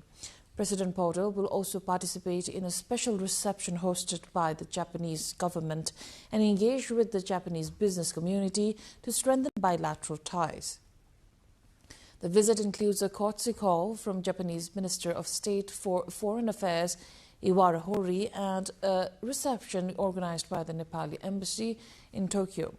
President Paudel will be accompanied by First Lady Savita Paudel and senior government officials, underscoring the significance of this high-level diplomatic engagement. Nepal Television is marking its 41st anniversary tomorrow. We will look into the evolution of the Nepal Television in these 41 years, starting from a room-based office to a satellite TV channel and now standing as a public service broadcaster with several subsidiary channels, including a global English TV channel today. It began with a vision to connect and prosper a nation through the power of television. In 1986, the first signals of Nepal Television beamed on air as a milestone in Nepali broadcasting. Its mission was simple yet profound, to materialize the slogan of communication for development.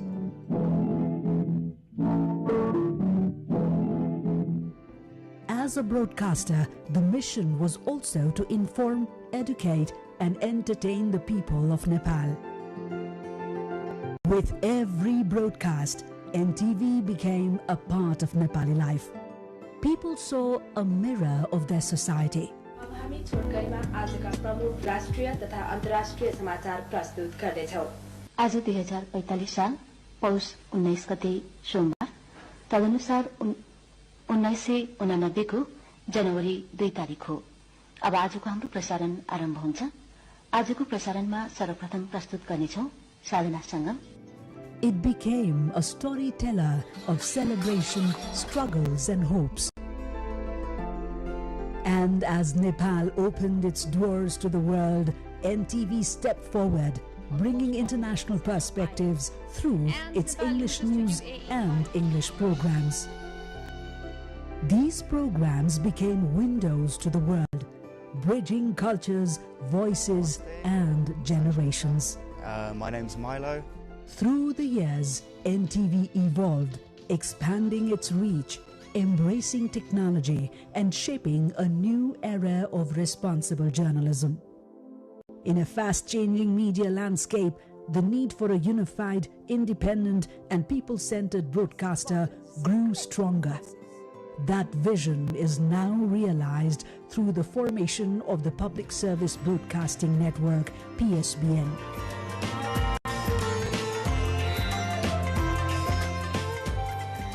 From a room-based project to global broadcasting now, the journey of Nepal Television continues, stronger, broader and ready for the world. Now, with 34 days remaining until March 5 House of Representatives poll, election campaigning has intensified across the country, placing the nation firmly in an election cycle. Political parties and candidates are actively reaching out to voters, though many have begun campaigning before releasing formal written manifestos. Voters, civil society members and public commentators are closely watching to see what policy agendas parties will present, particularly on issues such as corruption control, good governance and possible constitutional amendments. Civil society groups have also urged parties to prioritize practical agendas on education, healthcare, employment and youth opportunities to address public expectations. Gold and silver prices fell in Nepal today compared to the previous trading session, according to the Federation of Nepal Gold and Silver Dealers Association. The price of yellow metal stood at 318,800 Nepali rupees per 11.66 grams, while silver was priced at 7,065 rupees per 11.66 grams. On Tuesday, gold had been traded at 339,300 rupees and silver at 7,505 rupees, indicating a sharp short-term decline. Previous metal prices in Nepal have shown fluctuations throughout the week, reflecting both domestic demand and international market trends. In the global market, gold was trading at around $5,537 per ounce, while silver was priced at approximately $117 per ounce. International updates coming up next, but before that, a quick look at the headlines once again.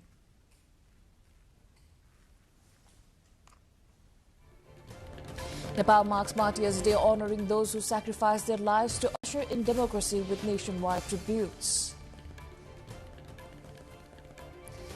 Dang ramps up preparation amid concerns over the Nipah virus outbreak in neighbouring India. Isolation wards being set up at provincial hospital.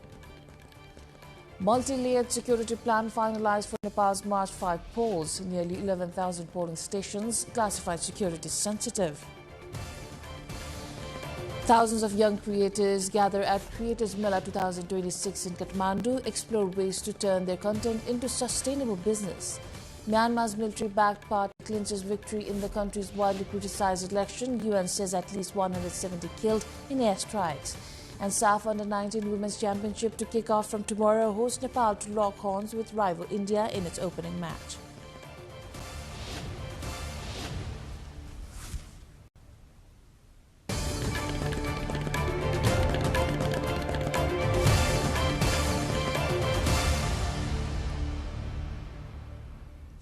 Russia launched over 100 drones and one missile at Ukraine overnight, the Ukrainian Air Force said on Friday. According to the Ukraine's Air Force, 111 strike drones and an Iskander-M ballistic missile were launched from Voronezh region on the night of January 30. This attack comes a day after U.S. President Donald Trump announced Moscow had agreed to a week-long pause in attacks on the capital and other cities. On Thursday, the U.S. president had said that he personally asked Russian counterpart Vladimir Putin to halt the strikes due to the cold temperatures, and the pause would last a week. Moscow is yet to comment on this announcement. The UN Nuclear Watchdog's Board of Governors has discussed nuclear safety in Ukraine, with several countries expressing growing concern following Russian attacks on the power grid. Energy supplies to Ukraine's nuclear plants have been affected as Russia has pounded its navy's power sector since the start of its 2022 invasion, prompting fears of a nuclear disaster. The closed-door meeting started at the Vienna headquarters of the International Atomic Energy Agency, IAEA. AFP journalists said, following a series of attacks, 13 countries led by the Netherlands in a letter asked the IAEA board to meet with regard to the latest developments in Ukraine and their nuclear safety implications. Last week, Ukraine's Chernobyl nuclear power plant temporarily lost all of site power. Moscow and Kyiv have repeatedly accused each other of risking a nuclear catastrophe by attacking the site.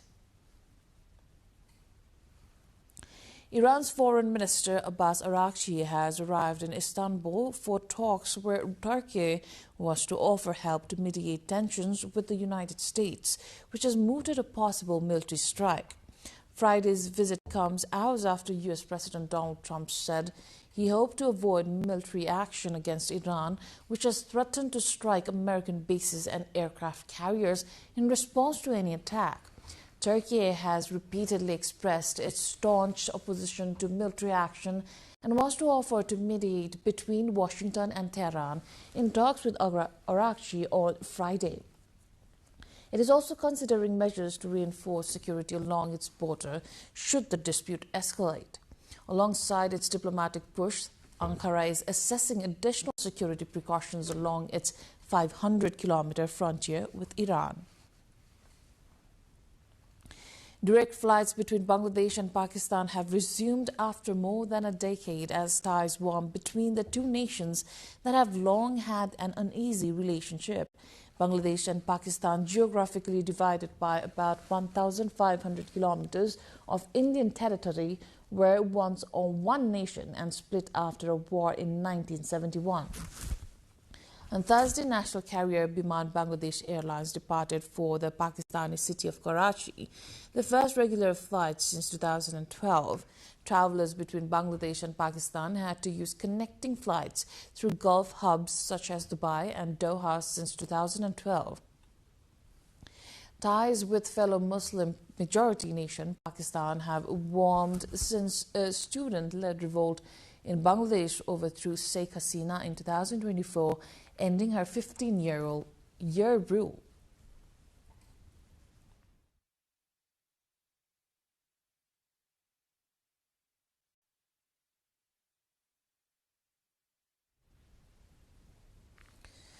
3 attackers used a pepper spray-like substance and stole suitcases containing 420 million yen, or about $2.7 million, from 5 people in Tokyo of Japan.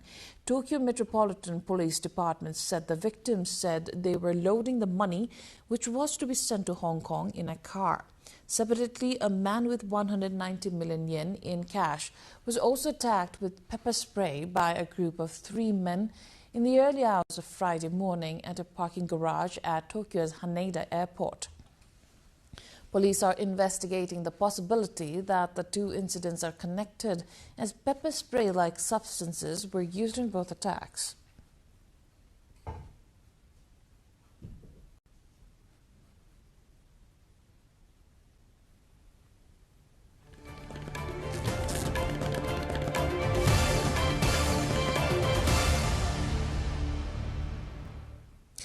Updates from business arena at the other side after this short break.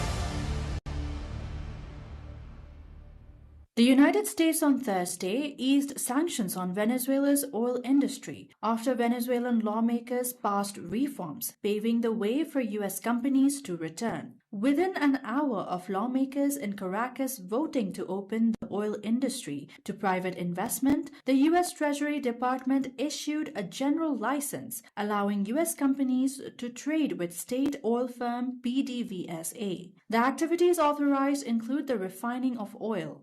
Addressing oil industry workers, Venezuela's acting president Delcy Rodriguez hailed the reform as a historical leap. Thursday's legislation will give private firms control over the sale and production of Venezuelan oil. Venezuela sits on about a fifth of the world's oil reserves and was once a major crude supplier to the United States.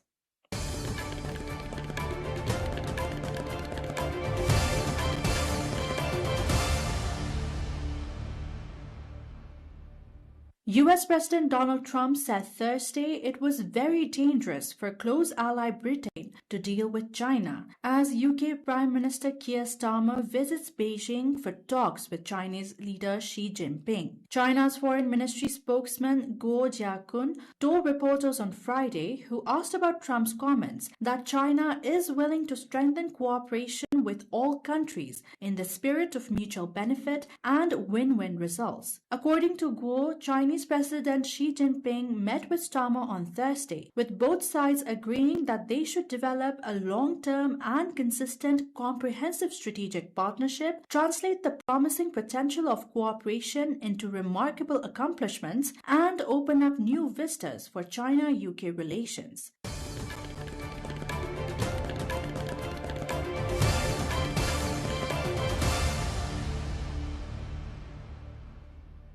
Colombia has restricted the import of drones whose increased use by guerrilla groups in a decades-old conflict killed 20 people last year and wounded nearly 300, according to the government. Guerrillas fighting the state as well as rival rebel and drug trafficking groups have taken to fixing explosives to commercial drones and targeting soldiers and civilians alike. They dropped the explosives on targets with little precision but terrifying effect. Last year there were 8,000 such attacks, according to Defense Minister Pedro Sanchez. On Thursday, his office said a government decree has taken effect to restrict the import of drones via postal traffic and express shipments due to high risk they pose to national security and defense. The new measures stipulate that drones may only enter through custom points at Bogota's International Airport and the northern seaport of Cartagena. The country has several other sea and airports.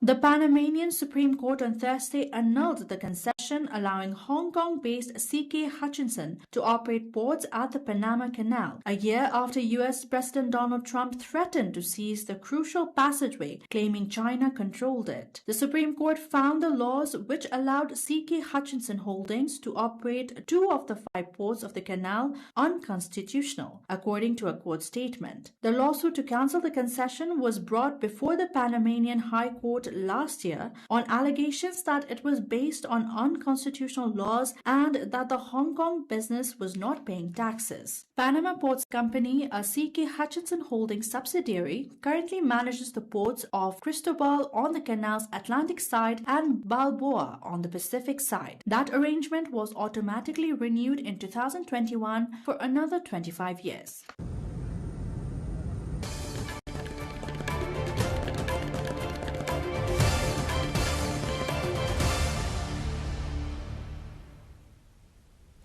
Time for sports update.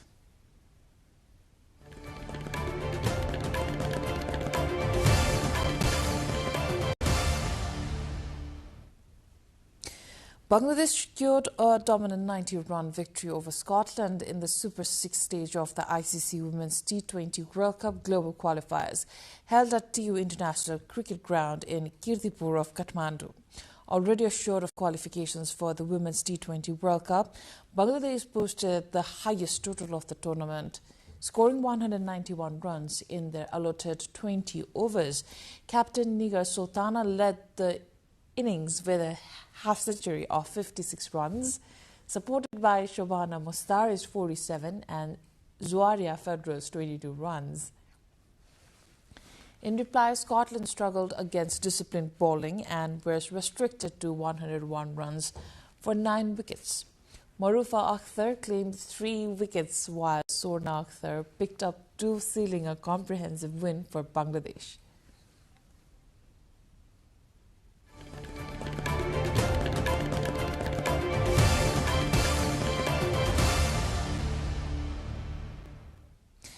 Now the weather details, first from Nepal and then from across the world.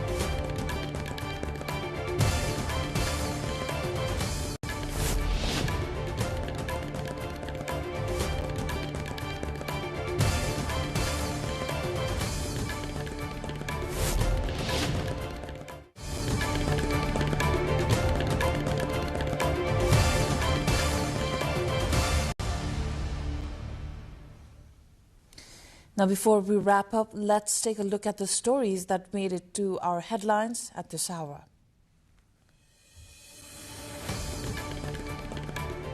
Nepal marks Martyrs' Day, honoring those who sacrificed their lives in ushering democracy with nationwide tributes. Dang ramps up preparations amid concerns over the Nipah virus outbreak in neighboring India. Isolation was being set up at provincial hospital.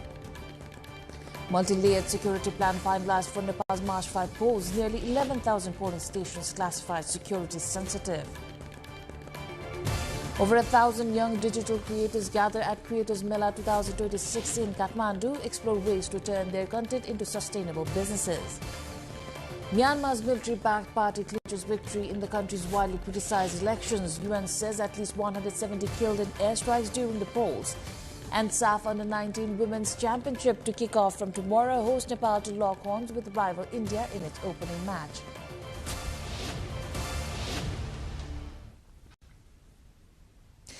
That is all for the moment. Do join us through our social media and visit us at www.nepaltelevision.com for more information and news. I am April Singh Lama. Thank you for watching. Good night.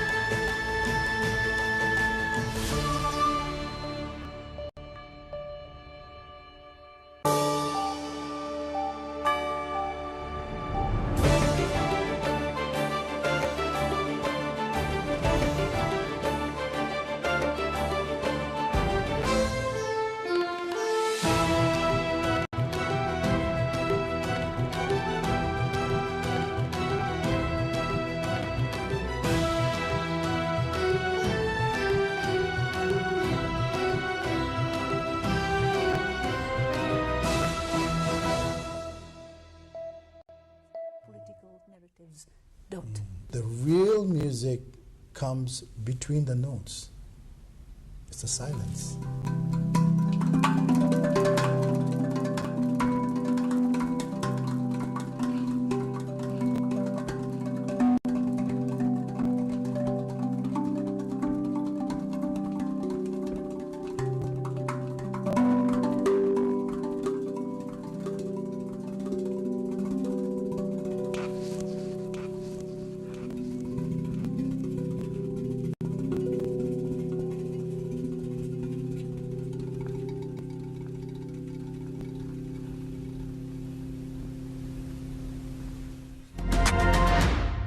I don't think you can change the country. It's not a. I think it's good to start with your own home, you know, your own room. Can you do some changes in your own room? So I'm working in my own room. Fixing your internet. So you can play the same note. For example, just give you a little bit of an example, Shivani, of this.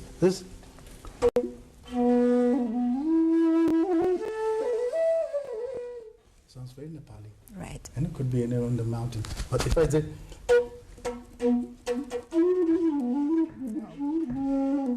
That's the signature of Manus Newana. Let's talk about the Grammy moment. What was it like? Oh my God. Well, you know, it was 2020. It was blessings. I've been very blessed to also to collaborate with some Westerner musicians. One of them was Deva Pramal and Miten. They were, you know, Miten and Deva, they were very inspired by Eastern philosophy.